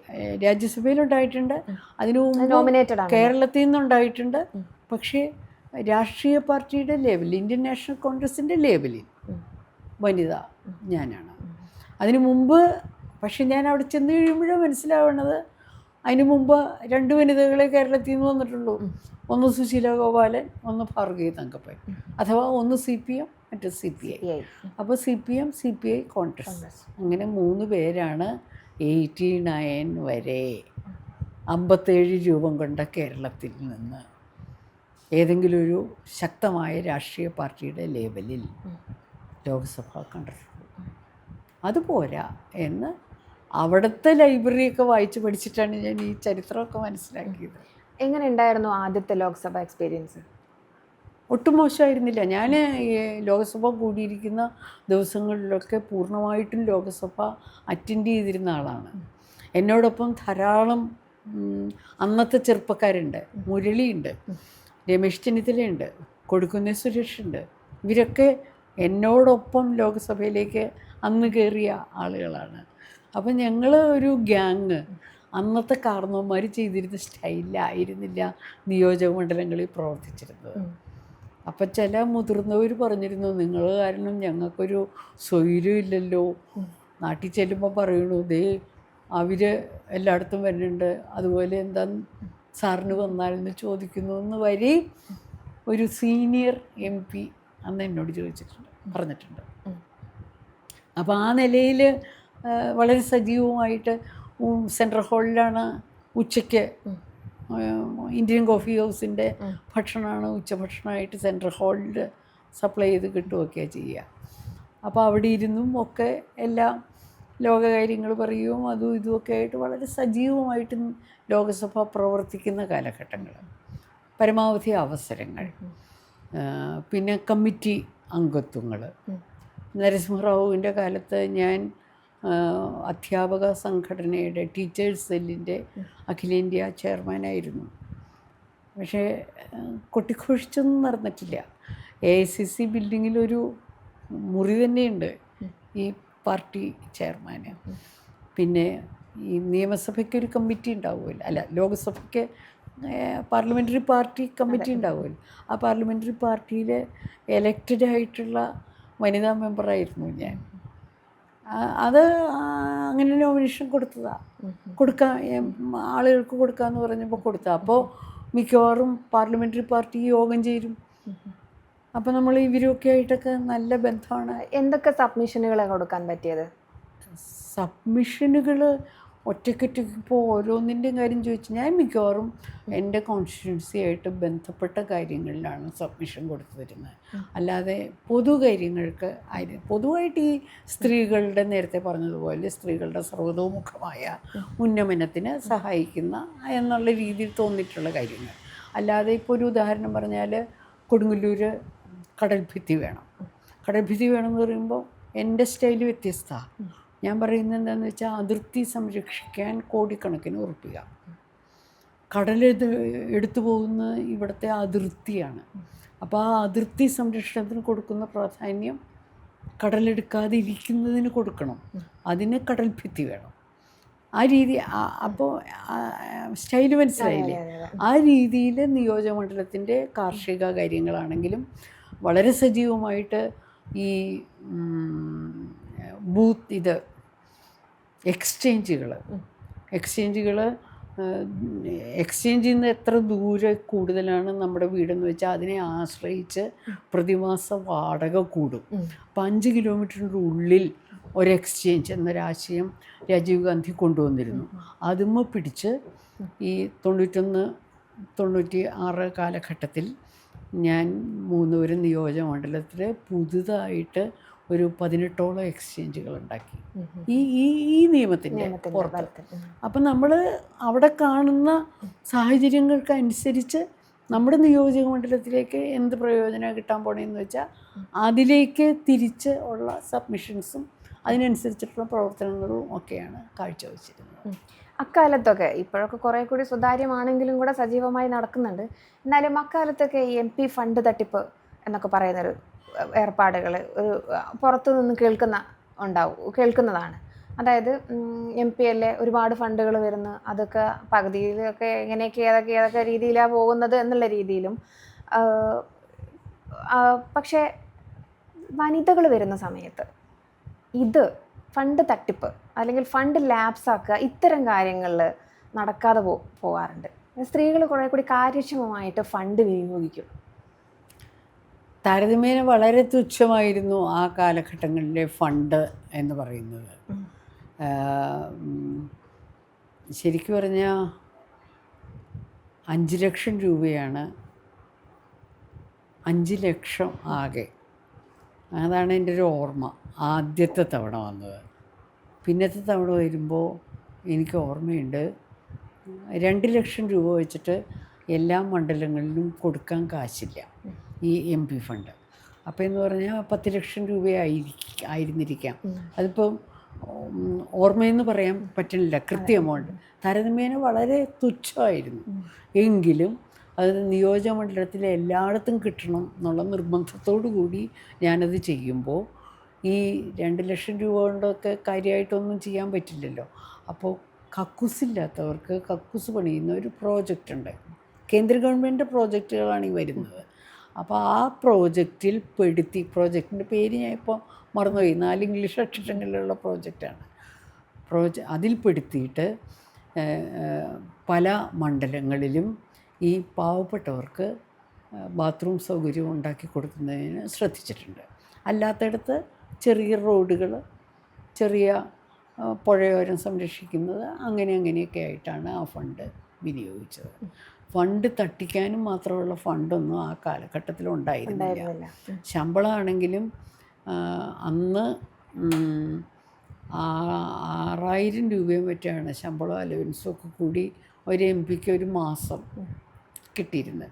വിമാനയാത്ര കൃത്യ എമൗണ്ട് ഉണ്ട്, ഇത്രയും സൗജന്യം. പിന്നെ വിമാനത്തിൽ പോകണമെങ്കിൽ കാശ് വേണം. അങ്ങനെ പോകാൻ എൻ്റെ ഈ കാശില്ല, ഞാൻ പോയിട്ടുമില്ല.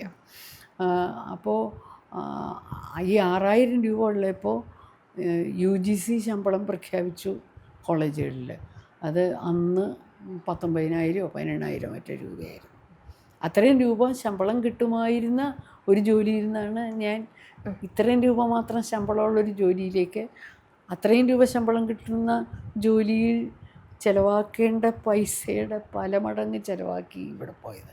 അതിനൊക്കെ എൻ്റെ ഹസ്ബൻഡിൻ്റെയും കൂടി ശമ്പളവും കാര്യങ്ങളും എല്ലാം നമ്മുടെ മറ്റു പരായികകളും ഒക്കെ ഉപയോഗിച്ചാണ് പെട്രോളൊക്കെ അടിച്ചിരുന്നത്. അപ്പോൾ അങ്ങനത്തെ നല്ല നല്ല ഓർമ്മകൾ എനിക്കുണ്ട്. അപ്പം നട്ടല് നിവർത്തി തന്നെ നടക്കാൻ പറ്റുന്നു എന്നുള്ളൊരു സന്തോഷം ഇപ്പോൾ തിരിഞ്ഞു നോക്കുമ്പോൾ ഉണ്ടാവും. കറക്റ്റ് സമയത്താണ് റിട്ടയർമെൻറ്റ് പ്രഖ്യാപിച്ചത് എന്നുള്ളതിൽ ഇപ്പോഴും ഉറച്ചു നിൽക്കുന്നുണ്ടോ? ഉവ്വ്. അതുകൊണ്ടാണല്ലോ എനിക്ക് പുസ്തകം എഴുതാൻ പറ്റിയത്. നാടകസംബന്ധിയാണെങ്കിലും പുസ്തകം എഴുതാൻ പറ്റിയത് അതുകൊണ്ടാണല്ലോ. സാഹിത്യ അക്കാദമിയുടെ അവാർഡ് കിട്ടിയത്. സാഹിത്യ അക്കാദമിയുടെ അവാർഡ് ഈ പുസ്തകത്തിൻ്റെ പുറത്താണ് വന്നത്. 1866 തുടങ്ങി 1894 വരെ. 800 ആണ് കേട്ടോ. 866 തുടങ്ങി 894 വരെയുള്ള 28 കൊല്ലത്തെ ചരിത്രമാണ് ഞാൻ ആദ്യം എഴുതിയത്. അപ്പോൾ അത് മലയാള നാടക ചരിത്രം, മലയാള നാടക സാഹിത്യ ചരിത്രമാണ്. നാടക ചരിത്രം എന്ന് പറയുമ്പോൾ സ്റ്റേജും ഉണ്ട്, സാഹിത്യമുണ്ട്. ഇത് സാഹിത്യ സംബന്ധമാണ്. അത് കഴിഞ്ഞിട്ട് ഈ 1894 തുടങ്ങി 1930 വരെയുള്ളതാണ് ഞാൻ അടുത്തത് ഉദ്ദേശിച്ചിരുന്നത്. 30, 40, 50, 60, 70, 80 എന്നിങ്ങനെ ഓരോ 10 കൊല്ലത്തെയും ആരെങ്കിലുമൊക്കെ ആയിട്ടൊക്കെ ഏറ്റെടുത്ത് നടത്തുകയാണെങ്കിൽ സമ്പൂർണ്ണമായിട്ടും മലയാള നാടക സാഹിത്യ ചരിത്രം കിട്ടും ഇവിടുത്തെ ആളുകൾക്ക് എന്നുള്ള ഒരു നിഗമനത്തോടു കൂടിയാണ് ഈ ആദ്യത്തേത് എഴുതിയത്. അതിന് ആണ് സാഹിത്യ അക്കാദമി പിന്നീട് അവാർഡ്, അക്കാദമി തന്നെ പബ്ലിഷ് ചെയ്തത്, സമഗ്ര സംഭാവനയ്ക്കുള്ള അവാർഡും ഒക്കെ തന്നത്. പക്ഷേ ഇതിങ്ങനെ നടത്തി എന്നുള്ളത് കൊണ്ട് സ്വാഭാവികമായിട്ടും ഗവൺമെൻറ് സ്ഥാപനങ്ങളുമായിട്ട് ബന്ധപ്പെട്ട് തന്നെ കൂടുതൽ അപേക്ഷകളൊക്കെ എൻ്റെ അടുക്ക് വരിക. ഭാഷാ ഇൻസ്റ്റിറ്റ്യൂട്ട് മുല്ലനേഴിയെക്കുറിച്ച് ഒരു ലഘു ജീവചരിത്രം, അവരുടെ ഒരു പ്രോജക്റ്റായിരുന്നു അത്. അത് എഴുതിത്തരാമോ എന്ന് ചോദിച്ചു, എഴുതി കൊടുത്തു. സംഗീത നാടക അക്കാദമി അത് ലേറ്റസ്റ്റാണ്. അവർ പുസ്തകം പ്രസിദ്ധീകരിക്കാനുള്ള അനുവാദം പിണറായി വിജയൻ മുഖ്യമന്ത്രിയായിരുന്ന കാലഘട്ടത്തിലെ ആദ്യത്തെ 100 ദിവസത്തെ നേട്ടങ്ങൾ എന്നുള്ളതിൽ പെടുത്തി 100 പുസ്തകങ്ങൾ പബ്ലിഷ് ചെയ്യാനുള്ള അനുവാദം വാങ്ങി. അപ്പോൾ നാടക സംബന്ധിയായിരിക്കും. എന്നോട് അന്നത്തെ അക്കാദമി സെക്രട്ടറി ആവശ്യപ്പെട്ടു എൻ്റെ നാടക സംബന്ധമായ ലേഖനങ്ങളൊക്കെ സമാഹരിച്ച് പുതിയതുണ്ടെങ്കിൽ അതും കൂടെ കൂട്ടിച്ചേർത്തൊക്കെ എഴുതാം. ഇഷ്ടംപോലെ നാടക സംബന്ധിയായ ലേഖനങ്ങൾ എൻ്റെ കയ്യിലുണ്ട്. അപ്പോൾ അതിൽ നിന്ന് തിരഞ്ഞെടുക്കപ്പെട്ട ലേഖനങ്ങൾ ചേർത്താണ് നാടകത്തിൻ്റെ നാട്ടിൽ എന്ന് പറഞ്ഞ പുസ്തകം പബ്ലിഷ് ചെയ്യാൻ പറ്റിയത്. അങ്ങനെ ഓരോ സന്ദർഭങ്ങളിലൂടെ അതിൻ്റെ ഇടയിൽ കൂടി സാഹിത്യ അക്കാദമി പ്രൊഫസർ സാമിനെ വെച്ചുകൊണ്ട് ഒരു സാഹിത്യ ചരിത്രം, ബൃഹത് സാഹിത്യ ചരിത്രം പ്ലാൻ ചെയ്ത് അത് വഴിമുടങ്ങി പോയിട്ടുണ്ട്. അതിൻ്റെയും പക്ഷേ പൂർത്തീകരിച്ചത് 3-ാം ഭാഗം നാടക സംബന്ധിയാണ്. അതിലും ഉണ്ട് എൻ്റെ സംഭാവന. അപ്പം അങ്ങനെയൊക്കെ ഈ സാഹിത്യത്തിൽ രാഷ്ട്രീയത്തിൽ നിന്ന് വിട്ടെങ്കിലും ഞാൻ ആഗ്രഹിച്ച സാഹിത്യത്തിൽ എനിക്ക് പതുക്കെ എൻ്റെ തൃപ്തിക്കനുസരിച്ചൊക്കെ എഴുതാനുള്ള സാവകാശം കിട്ടിയല്ലോ. പക്ഷെ പൊളിറ്റിക്കലി അത്ര അംബീഷ്യസ് അല്ലാത്തത് കൊണ്ടാണെന്ന് തോന്നുന്നു വിഡ്രോവൽ ഞാൻ പിൻവാങ്ങുന്നു എന്ന് തോന്നിയത്. അതായത് മഹിളാ കോൺഗ്രസിൻ്റെ അധ്യക്ഷയായിട്ടിരുന്നതാണ്. അത് പിൻവാങ്ങിയത് സ്വമേധയാ അല്ല. ഞാൻ MLA ആയല്ലോ. 2001 വീണ്ടും MLA ആയി. അപ്പോൾ ഞാൻ 6 കൊല്ലമായി മഹിളാ കോൺഗ്രസിൻ്റെ സംസ്ഥാന പ്രസിഡൻ്റായിട്ട്. പലരും ആ സ്ഥാനത്തേക്ക് ആഗ്രഹിക്കുന്നുണ്ട്. മുരളീധരൻ KPCC പ്രസിഡൻറ്റുമായി. ആ സമയത്ത് ഷാനിമോൾ ഉസ്മാനെ ആക്കട്ടെ എന്ന് മുരളി എന്നോട് ചോദിച്ചിട്ട് ആക്കിയതാണ്. അപ്പോൾ ടീച്ചർ എന്ത് പറഞ്ഞു? ആയിക്കോളാൻ പറഞ്ഞു. സന്തോഷം. പക്ഷേ മഹിളാ കോൺഗ്രസ് അധ്യക്ഷയായിരിക്കുന്ന കാലത്ത് നടത്തിയ പ്രവർത്തനങ്ങൾ അത് തൃപ്തികര. അതെ. കാരണം അതിൻ്റെ കെയർ ഓഫിലാണ് കേരളം ഒട്ടുക്ക് അതെ, കേരളം സഞ്ചരിച്ചത്. ഒട്ടാകെ ഓടി നടന്നു. ഓടി നടന്നത് ഈ മഹിളാ കോൺഗ്രസ് പ്രസിഡന്റ് ആയതുകൊണ്ടാണ്. ഉത്തരവാദിത്വം ഇല്ലേ? മഹിളാ കോൺഗ്രസ് എന്ന് പറയുന്നത് കാസർഗോഡ് തുടങ്ങി തിരുവനന്തപുരം വരെയുള്ള എല്ലാ ജില്ലകളിലും ഉള്ളതല്ലേ. MP എന്ന് പറയുന്നത് മൂന്നൂരത്ത് മാത്രമുള്ളത്, MLA ചാലക്കുടി മാത്രമുള്ളത്. മറ്റേതങ്ങനെയല്ല, കേരളം ഒട്ടുക്കുണ്ട്. അപ്പോൾ ആ നിലയിൽ ഇനി KPCC മെമ്പറോ AICC മെമ്പറോ ആണെങ്കിൽ കേരളം ഒട്ടുക്കും ഭാരതം ഒട്ടുക്കും ഉണ്ടെന്ന് പറയാമെങ്കിലും പ്രവർത്തിക്കേണ്ട അത്യാവശ്യമൊന്നുമില്ല. ഒരു മെമ്പർ മാത്രമല്ലേ. ഇത് ഞാൻ പ്രസിഡൻ്റാണ്. അപ്പോൾ എനിക്ക് കേരളം ഒട്ടുക്ക് പോയി മഹിളാ കോൺഗ്രസ് പ്രവർത്തകരുടെ കാര്യം അറിയണം. ഉള്ളിത്തട്ടിയ അനുഭവങ്ങൾ ഇഷ്ടംപോലെ ഉണ്ടായിട്ടുണ്ട്. ഒരു തിരഞ്ഞെടുപ്പിൽ മത്സരിച്ചു എന്നുള്ള ഒറ്റ കാരണത്തിൻ്റെ പുറത്ത് വയറ്റത്ത് ചവിട്ടും പത്തല് കൊണ്ട് അടിയും ഒക്കെ ഏറ്റ ഒരു മഹിളാ കോൺഗ്രസ് പ്രവർത്തക ഹോസ്പിറ്റലിൽ കിടക്കുന്നത് 17 ദിവസം വെള്ളമിറങ്ങാതെ കിടന്നു അവർ. ഞാൻ കണ്ടിട്ടുണ്ട്. ലാസ്റ്റ് ഡേയിൽ വരെ അവരോട് മത്സരിക്കരുത്, അതുവരെ. എതിർ പാർട്ടിയാണോ മത്സരിക്കരുതെന്ന് പറഞ്ഞത്? വീട്ടിനകത്തു നിന്നാണോ? എതിർ പാർട്ടി LDF മാത്രം മത്സരിക്കുന്നൊരു വാർഡായിരുന്നു അവരുടേത്. അതിൽ നിന്ന് വ്യത്യാസം ഇത്തവണ ഉണ്ടാവണമെന്ന് പറഞ്ഞുകൊണ്ട് കുറച്ച് കോൺഗ്രസ്സുകാർ ചേർന്നിട്ട് ഇവരെ കൊണ്ട് വനിതകൾക്കുള്ള വാർഡുമായിരുന്നു കൊടുപ്പിച്ചപ്പോൾ പിൻവാങ്ങണമെന്ന് പറഞ്ഞപ്പോൾ ഓരോ സൂത്രങ്ങളൊക്കെ പറഞ്ഞ് അവർ പിൻവാങ്ങിയില്ല. ലാസ്റ്റ് ഡേ വരെ ഇങ്ങനെ ഭർത്താവിനോട് ചോദിക്കണം, ഭർത്താവ് സ്ഥലത്തില്ല എന്നൊക്കെ പറഞ്ഞ് പിൻവലിക്കേണ്ട ലാസ്റ്റ് ഡേ വരെ പിൻവലിച്ചില്ല. 262 വോട്ട് അവർക്ക് കിട്ടി. ജയിച്ചത് 900 വോട്ടുള്ള എതിർ സ്ഥാനാർത്ഥിയാണ്. പക്ഷെ 262 പേര് എതിർ ഗ്രൂപ്പിൽ പെട്ടവരാണ് എന്നുള്ളത് സ്ഥാപിക്കപ്പെട്ടില്ലേ. അതിൻ്റെ കാരണം ഈ സ്ത്രീയല്ലേ. വിജയാഘോഷ പ്രകടനം ഇങ്ങോട്ട് വന്നപ്പോൾ വേലിപ്പത്തലൊക്കെ ഇളക്കിയെടുത്ത് തൊട്ടായിലൊക്കെ താമ്പിള്ളേരാണ് ഇവരെ ഉപദ്രവിച്ചത്. അത് ആ കാലഘട്ടങ്ങളിൽ കേരളത്തിൽ ഒട്ടുക്ക് പ്രമാദമായതാണ്. കാരണം ഞാനവിടെ പോയി ഇവരെ കാണുമ്പോൾ സ്വാഭാവികമായിട്ട് അവിടുത്തെ മഹിളാ കോൺഗ്രസ്സുകാർ ഫോട്ടോ എടുക്കുകയും പത്രങ്ങളിൽ ഇടുകയൊക്കെ ചെയ്തിട്ടുണ്ടായിരുന്നു. ഈ രാഷ്ട്രീയ ഭീമന്മാരുടെ, അതായത് എല്ലാം കൊണ്ടും, പവർ കൊണ്ടും പണം കൊണ്ടും അധികാരം കൊണ്ടും ഒക്കെ മേൽക്കൈ നേടുന്ന രാഷ്ട്രീയ ഭീമന്മാരുടെ ഇച്ഛാശക്തിക്ക് മുമ്പിൽ പതറിപ്പോകുന്ന വനിതാ നേതാക്കളെ കണ്ടിട്ടുണ്ടോ? ഒന്നും അല്ലാതായിപ്പോയ വനിതാ നേതാക്കളെ കുറിച്ച് ആലോചിച്ചിട്ടുണ്ടോ? തിരിച്ച് അധികാരം കിട്ടിക്കഴിയുമ്പോൾ സ്ത്രീകൾക്ക് അപമാനം ഉണ്ടാക്കുന്ന രീതിയിൽ അധപ്പതിച്ചു പോയ വനിതാ നേതാക്കളെ ധാരാളം കണ്ടിട്ടുണ്ട്. കിട്ടിയ അധികാരം ദുർവിനിയോഗം ചെയ്ത്, നിയമത്തിൻ്റെ ആനുകൂല്യം പോലും ദുർവിനിയോഗം ചെയ്യുന്നവരില്ലേ നമ്മുടെ നാട്ടിൽ. നിന്നെ പോലീസിൽ പിടിപ്പിക്കണോ, ഞാൻ വിചാരിച്ചാൽ മതി എന്ന് പറഞ്ഞ് കള്ളക്കഥകൾ ഉണ്ടാക്കുന്നവരില്ലേ. അവരല്ലേ സത്യത്തിൽ ഈ സ്ത്രീകൾക്ക് അനുകൂലമായിട്ടുള്ള നിയമങ്ങളുടെയൊക്കെ മുമ്പിലുള്ള ഏറ്റവും വലിയ ഭീഷണി. ആ രീതിയിൽ രാഷ്ട്രീയത്തിലാണെങ്കിലും അധികാരം കിട്ടിക്കഴിയുമ്പോൾ അഹങ്കാരിയായിട്ട് മാറിയിട്ട് കൊള്ളരുതായ്മകളൊക്കെ ചെയ്തു കൂട്ടുന്ന ആളുകളെക്കുറിച്ചാണ് നമ്മൾ കൂടുതൽ കേൾക്കുക. അപ്പോൾ സങ്കടം തോന്നിയിട്ടുണ്ട്. അത്തരം ഇഷ്യൂസിലൊക്കെ മധ്യസ്ഥം പറയേണ്ടി വന്നിട്ടുണ്ടോ? ഇല്ല. അപ്പം മഹിളാ കോൺഗ്രസ് അധ്യക്ഷ എന്ന രീതിയിൽ അത്തരം സന്ദർഭങ്ങളോ അത്തരം കേസുകളൊന്നും നമ്മുടെ മുമ്പിൽ എത്തില്ല. മഹിളാ കോൺഗ്രസ് അധ്യക്ഷയായിരുന്ന കാലഘട്ടങ്ങളിൽ ഈ പറഞ്ഞ 98 വന്നത് നമ്മുടെ നാട്ടിലെ തദ്ദേശ സ്വയംഭരണ സ്ഥാപനങ്ങളിലേക്കുള്ള സംവരണം അനുസരിച്ചിട്ടുള്ള വനിതാ സ്ഥാനാർത്ഥികൾ ഒക്കെ അവരവരുടെ സ്ഥലങ്ങളിലെ രാജാക്കന്മാരായിരുന്നു. പിന്നെ ഒരു മധ്യസ്ഥതയ്ക്ക് വേണ്ടി മോളിൽ നിന്നൊന്നും ആരും അവരെ കൊണ്ടുവരേണ്ട കാര്യമില്ല. ഇതിനിടയിൽ കൂടി പ്രോട്ടോക്കോൾ സംബന്ധിച്ച് ഒരു വലിയ വിവാദം ഉണ്ടായി. ഇവിടെ പ്രോട്ടോക്കോൾ എന്ന് പറയുന്നത് മുഖ്യമന്ത്രി, മന്ത്രി, MP, MLA, പഞ്ചായത്ത് പ്രസിഡൻ്റ് അല്ലെങ്കിൽ മുനിസിപ്പൽ ചെയർമാൻ, അങ്ങനെയാണ്. അപ്പോൾ അസംബ്ലിയിലെ ഒരു പ്രോജക്റ്റിന് ഒരിടത്തൊരു ഉദ്ഘാടനം നടന്നാലും MP-യെ അവിടെ ക്ഷണിച്ചിട്ടുണ്ടെങ്കിൽ MLA-ക്കാളും മീതെ MP ആയിരുന്നു.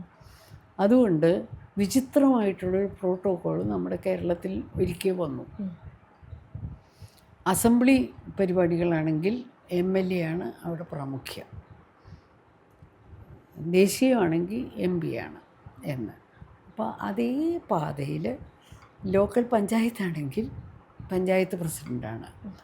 അപ്പോൾ അത് തന്നെ ഒരു വാർഡിൽ എന്തെങ്കിലും നടന്നാൽ വാർഡ് മെമ്പറാണ് പരമാധികാരി എന്നുള്ള രീതിയിൽ വ്യാഖ്യാനം വന്നപ്പോൾ ഓരോരുത്തരും അവരവരുടെ സ്ഥലങ്ങളിലെ രാജാക്കന്മാരും രാജ്ഞിമാരും ഒക്കെയാണ്.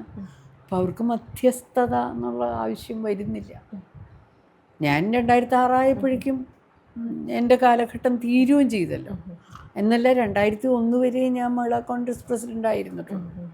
അപ്പോൾ ഒരു ചുരുങ്ങിയ 98 തുടങ്ങി 2001 വരെ 3 കൊല്ലം ഉണ്ടായിട്ടുള്ളൂ.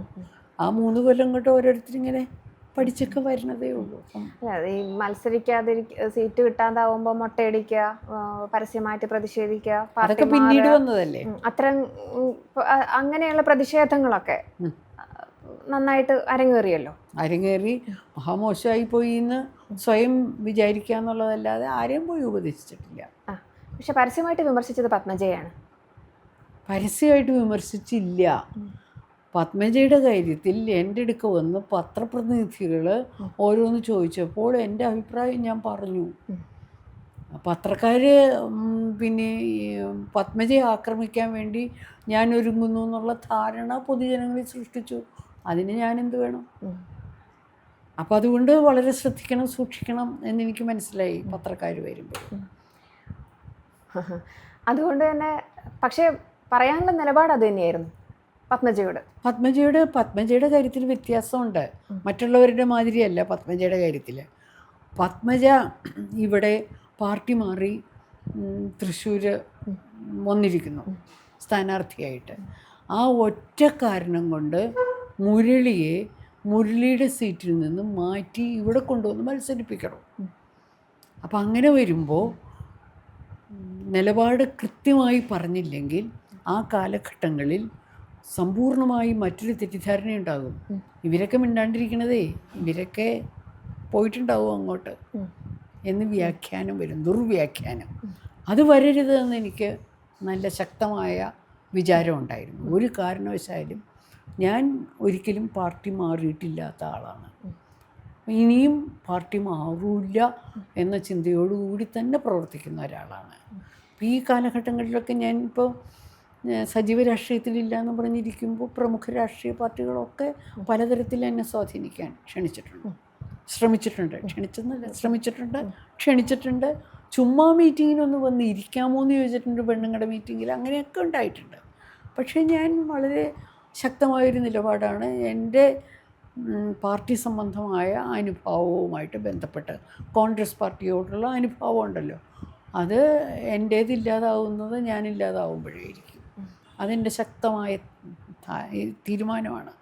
അപ്പോൾ ആ സ്ഥിതിക്ക് പത്മജയെ ഇവിടെ ഇറക്കി കളിക്കുമ്പോൾ മുരളിക്കത് ദോഷമാവരുതെന്നും മുരളി ജയിക്കണം എന്നും മോഹിച്ചിട്ടാണ് അന്ന് ഓടി വന്ന് എൻ്റെ അഭിപ്രായം ശേഖരിച്ചപ്പോൾ ഞാൻ പറഞ്ഞത്.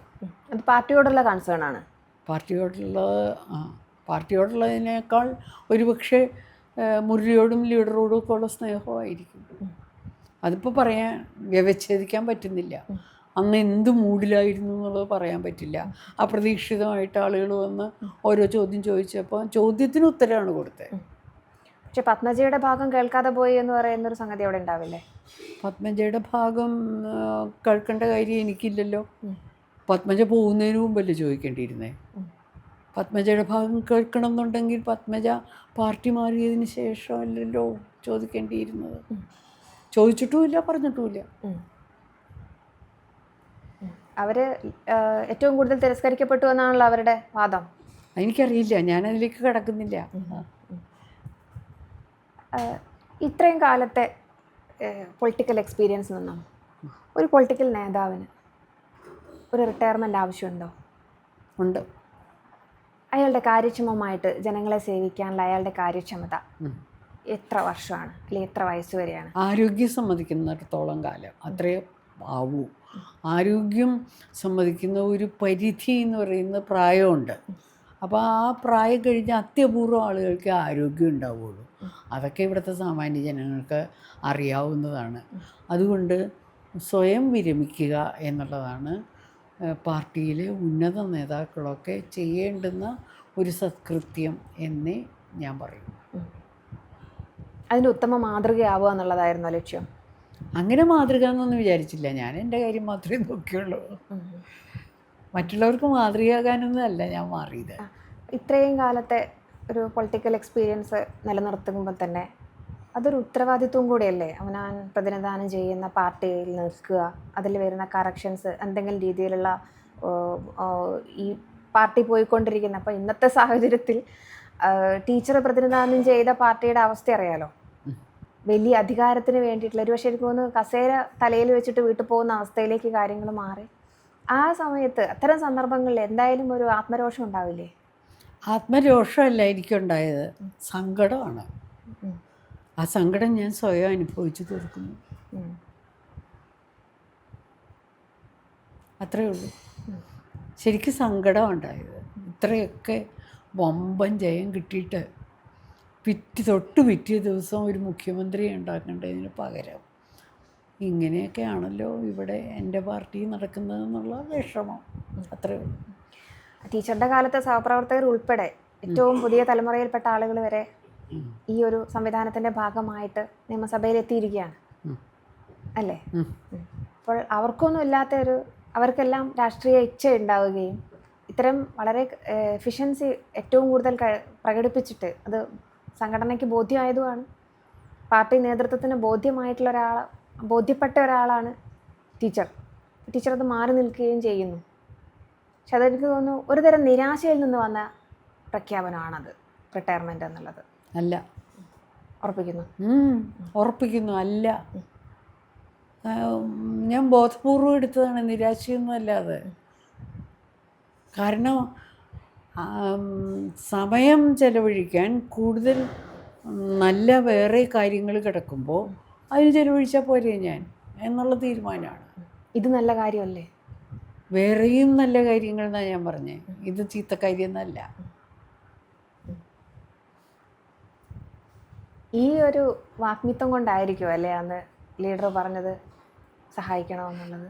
അന്ന് ലീഡർക്ക് എന്നെ പരിചയമില്ലല്ലോ. വല്ലവരും പറഞ്ഞു കേട്ട അറിവല്ലേ ഉണ്ടാവുള്ളൂ. പക്ഷേ ലീഡർ ഇടയ്ക്കിടയ്ക്ക് പറയുമായിരുന്നു എൻ്റെ തിരഞ്ഞെടുപ്പൊട്ടും മോശമായില്ല എന്നൊക്കെ പറയുമായിരുന്നു. അതിലൊക്കെ സന്തോഷിച്ചിട്ടുണ്ട്. ലീഡറുമായിട്ട് സ്വകാര്യ സംഭാഷണങ്ങൾ ഉണ്ടാവാറുണ്ട് ഇഷ്ടം പോലെ. എന്താണെന്ന് വെച്ചാലേ ഇന്ന് കേൾക്കുമ്പോൾ വിചിത്രമായിട്ട് തോന്നും. ഞാൻ റെസ്റ്റ് ഹൗസുകളിലോ ടി വികളിലോ ഒന്നും താമസിച്ചിട്ടില്ലാത്ത ആളാണ്. അപ്പോൾ തിരഞ്ഞെടുപ്പ് കഴിഞ്ഞു MP ആയി ഇവിടെ വന്ന് തിരുവനന്തപുരത്തേക്ക് മീറ്റിങ്ങിന് വിളിക്കുമ്പോൾ എനിക്കെപ്പോഴും ഹസ്ബൻഡിനെയും കൂട്ടി നടക്കാൻ പറ്റില്ലല്ലോ. ഞാൻ ഒറ്റയ്ക്കാണല്ലോ പോകുന്നത്, ട്രെയിനിനാണ് പോണത്. വല്ലപ്പോഴും കാറിനുമൊക്കെ പോയിരുന്നു. എന്തിനു പോയാലും അവിടെ ചെന്നാൽ എനിക്കൊരു ഇടം വേണം. അപ്പോൾ ലീഡറിൻ്റെ ഭാര്യ കല്യാണിക്കുട്ടിയമ്മ, അമ്മയെപ്പോലെ തന്നെ ഞാൻ സ്നേഹിക്കുന്ന ശ്രേഷ്ഠയായ ഒരു സ്ത്രീ, അവരെന്നോട് പറഞ്ഞു, സാവിത്രി ഒരു കാര്യം ചെയ്തോ, സാവിത്രി ഇവിടെ വരുമ്പോൾ എങ്ങും പോകണ്ട, ഇവിടെ വന്നോ, ഇവിടെ പത്മജയുടെയൊക്കെ മുറി വെറുതെ കിടക്കുക, അവളൊക്കെ അവിടെ എറണാകുളത്തല്ലേ എന്നോട് പറയുകയും ഞാനത് അതിൻ്റെ നല്ല അർത്ഥത്തിൽ തന്നെ സ്വീകരിച്ച് ഞാൻ നേരെ ലീഡറിൻ്റെ വീട്ടിലാണ് പോയി താമസിച്ചിരുന്നത് ആദ്യം. സ്വാഭാവികമായിട്ട് അവിടെ ആഹാരം കഴിച്ച് ലീഡർക്കൊപ്പം ആഹാരം കഴിച്ച് അവിടെ രാത്രി കിടക്കേണ്ടി വന്ന സന്ദർഭം ഉണ്ടായിട്ടുണ്ടെങ്കിൽ അവിടെ പോയി കിടന്ന്, അത് അപൂർവമേ ഉണ്ടാവുള്ളൂ. കാരണം ഇപ്പം ഇന്ന് നൈറ്റ് ട്രെയിൻ പോയാൽ നാളെ നൈറ്റ് ട്രെയിന് തിരിച്ചു പോരാവുന്ന സമ്പ്രദായത്തിലൊക്കെ ആയിരിക്കും പലപ്പോഴും. എന്നാലും ഒരു ഷെൽട്ടർ വേണ്ടേ. ആ ഷെൽട്ടർ ഒരുക്കി തന്നിരുന്നത് ലീഡറിൻ്റെ ഭാര്യയും മാതൃസഹജമായിട്ട് ഞാൻ ബഹുമാനിച്ചിരുന്ന സ്ത്രീയുമായിരുന്ന കല്യാണിക്കുട്ടിയമ്മയായിരുന്നു. അപ്പോൾ പിന്നെ പൊതുവെ പുറത്ത് എല്ലാവർക്കും പറയാമല്ലോ ലീഡറിൻ്റെ സ്വന്തം ആൾ തന്നെ താമസം. അതെ, അപ്പോൾ അത് ഈ ബാക്കിയുള്ളവരെ സംബന്ധിച്ചിടത്തോളം അങ്ങനെ. എന്നിട്ടോ പരിപാടിക്കാണല്ലോ പോണത്, പരിപാടിക്ക് പോണത് ലീഡറിൻ്റെ കൂടെയാണ്. ലീഡർ ചെന്ന് ഒരു സ്ഥലത്ത് ഇറങ്ങുമ്പോൾ ഒപ്പം ഇറങ്ങണത് ഞാനാണ്. അപ്പം എൻ്റെ മാന്യത കൂടുന്നു എന്നുള്ളത് ഞാൻ അന്ന് അറിഞ്ഞിട്ടില്ല. ഞാൻ എൻ്റെ സുരക്ഷയാണ് നോക്കി പോയതിങ്ങനെ. പക്ഷേ അത് ഈ രീതിയിലുള്ള വ്യത്യാസം രാഷ്ട്രീയമായിട്ടുള്ള ഉയർച്ചയിൽ എനിക്ക് തീർച്ചയായിട്ടും സമ്മാനിച്ചിട്ടുണ്ടാകാം.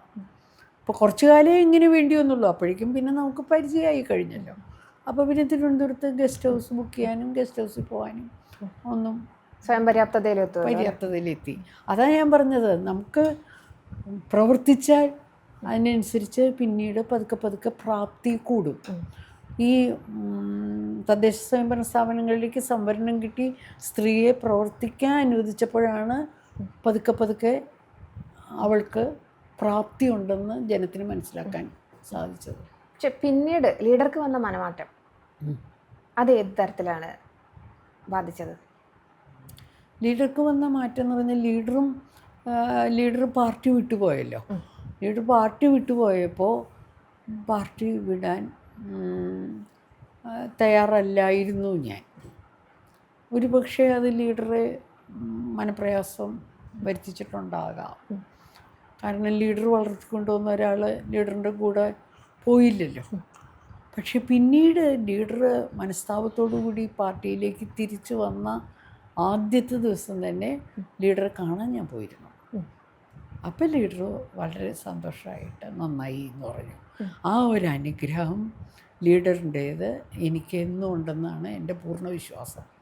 ഈ കേരളത്തിൽ നിന്ന് അത്രയധികം ആളുകളൊന്നും, പ്രത്യേകിച്ചും വനിതകൾ പാർലമെൻറ്റിലെത്താത്ത കാലത്ത്, ലോകസഭയിലെത്താത്ത കാലത്ത് അവിടെ എത്തിപ്പെട്ട ഒരാൾ മറ്റ് സംസ്ഥാനങ്ങളിൽ നിന്ന് വന്നിരിക്കുന്ന വനിതാ എംപിമാരുടെ അവരുടെ പ്രവർത്തനങ്ങളും അവരുടെ ശീലങ്ങളും അവരുടെ സബ്മിഷനുകളും അവരുടെ മറ്റ് ക്രെഡിറ്റുകളും ഇതൊക്കെ നിരീക്ഷിച്ചിട്ടുണ്ടോ? ഞങ്ങൾ വളരെ നല്ല കൂട്ടായിരുന്നു. കിട്ടുന്ന അവസരങ്ങളിൽ സെൻട്രൽ ഹാളാണ് വേദി. അപ്പം പതിവായി വരുന്ന വനിതകളായിട്ടൊക്കെ എല്ലാവരുമായിട്ടൊക്കെ നല്ല ബന്ധം.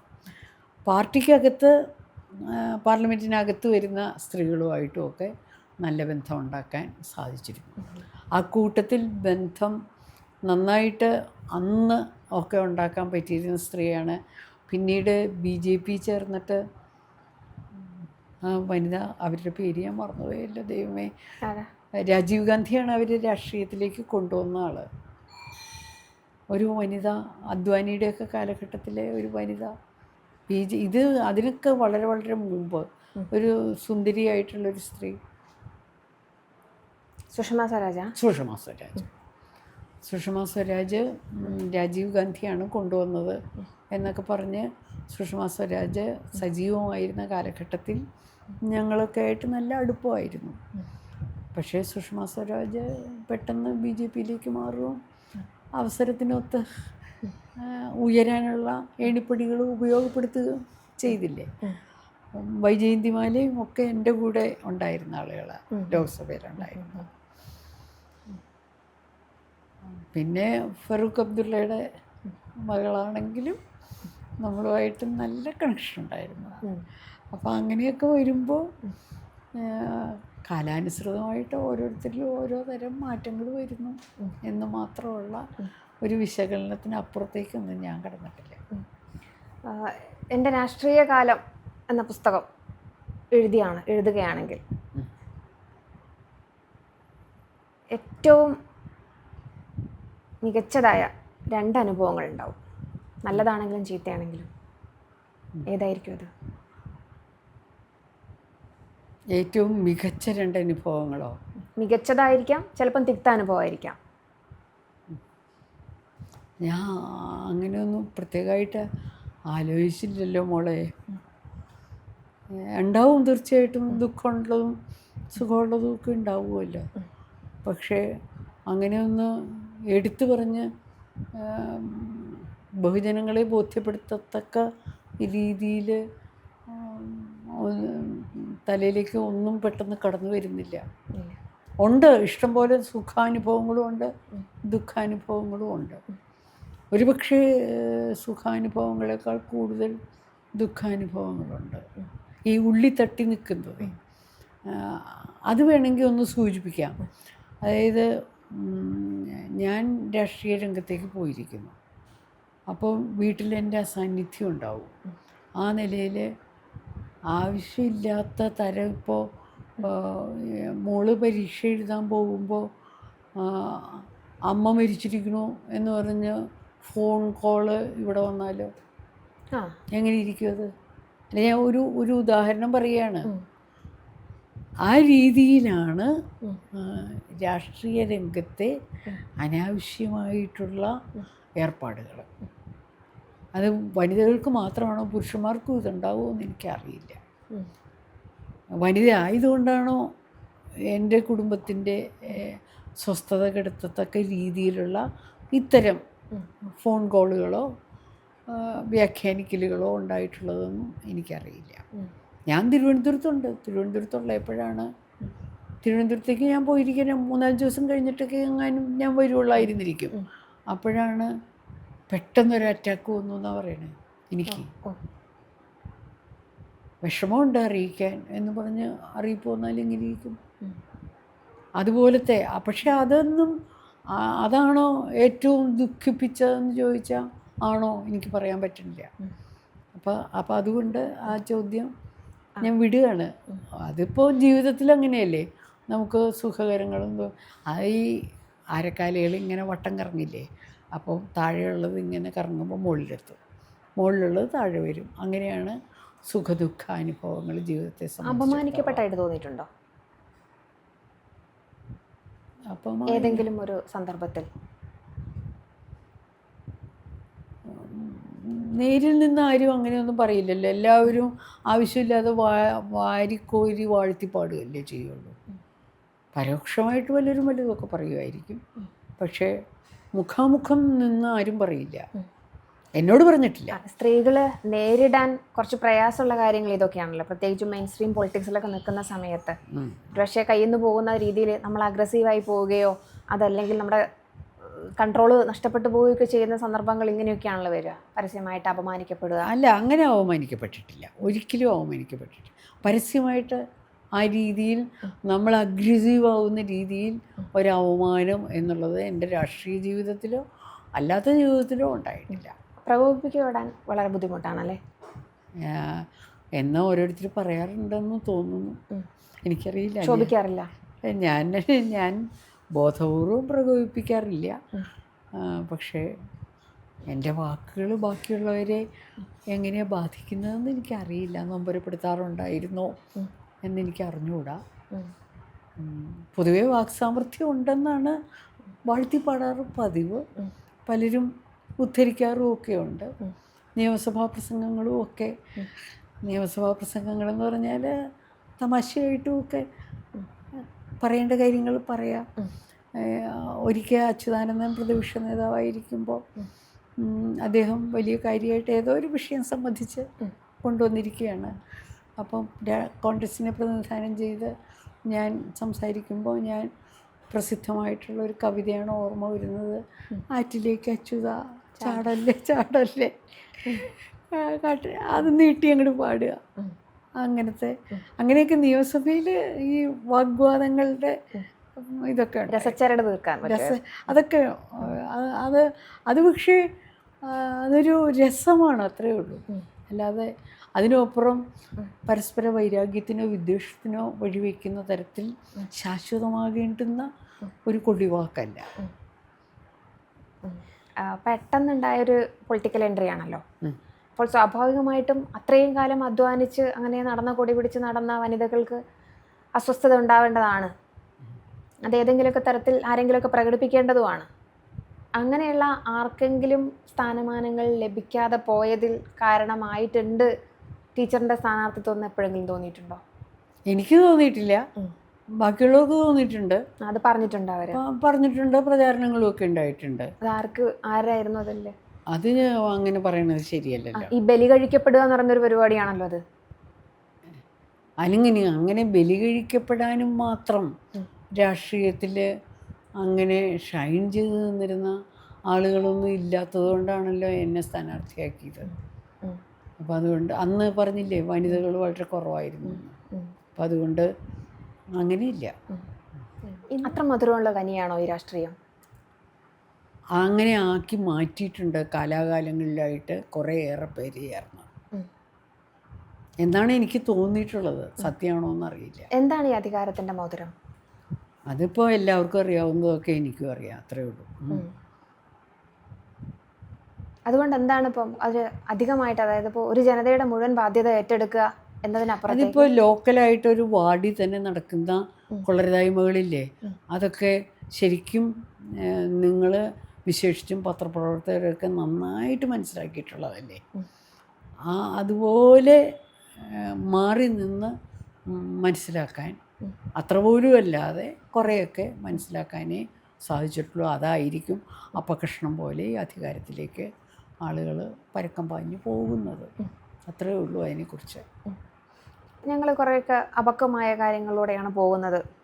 നിങ്ങൾക്കൊരു സാരമായ സീനിയർ പ്രവർത്തന പരിചയമുള്ള ഉപദേശക സമിതി വേണം, പുതിയൊരു ഉപദേശക സമിതി വേണമെന്നും അതിൽ സാവിത്രി ലക്ഷ്മൺ എന്ന് പറയുന്ന മുൻ MP ആയിട്ടുള്ള MLA ആയിട്ടുള്ള രാഷ്ട്രീയക്കാരിയെ ആവശ്യമുണ്ടെന്നും അവർ തിരിച്ചറിയുകയും ആ ഒരു ക്ഷണവുമായിട്ട് വരികയാണെങ്കിൽ ഒഴിഞ്ഞു മാറാൻ പരമാവധി ഞാൻ ശ്രമിക്കും.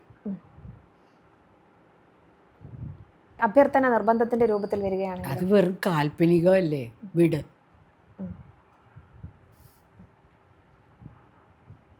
കാൽപ്പനികമായിട്ടുള്ളൊരു കാര്യത്തെക്കുറിച്ച് ഇപ്പോഴേ അഭിപ്രായം പറയണ്ടല്ലോ. അല്ല, വന്നുടൻ സാധ്യതയൊക്കെ ഉണ്ടല്ലോ. കയ്യിലൊതുങ്ങാത്തതാവുമ്പോൾ കുറച്ച് എക്സ്പേർട്സിന്റെ അല്ല, പരിചയസമ്പന്നരായ അതാണ് ഞാൻ പറഞ്ഞത്.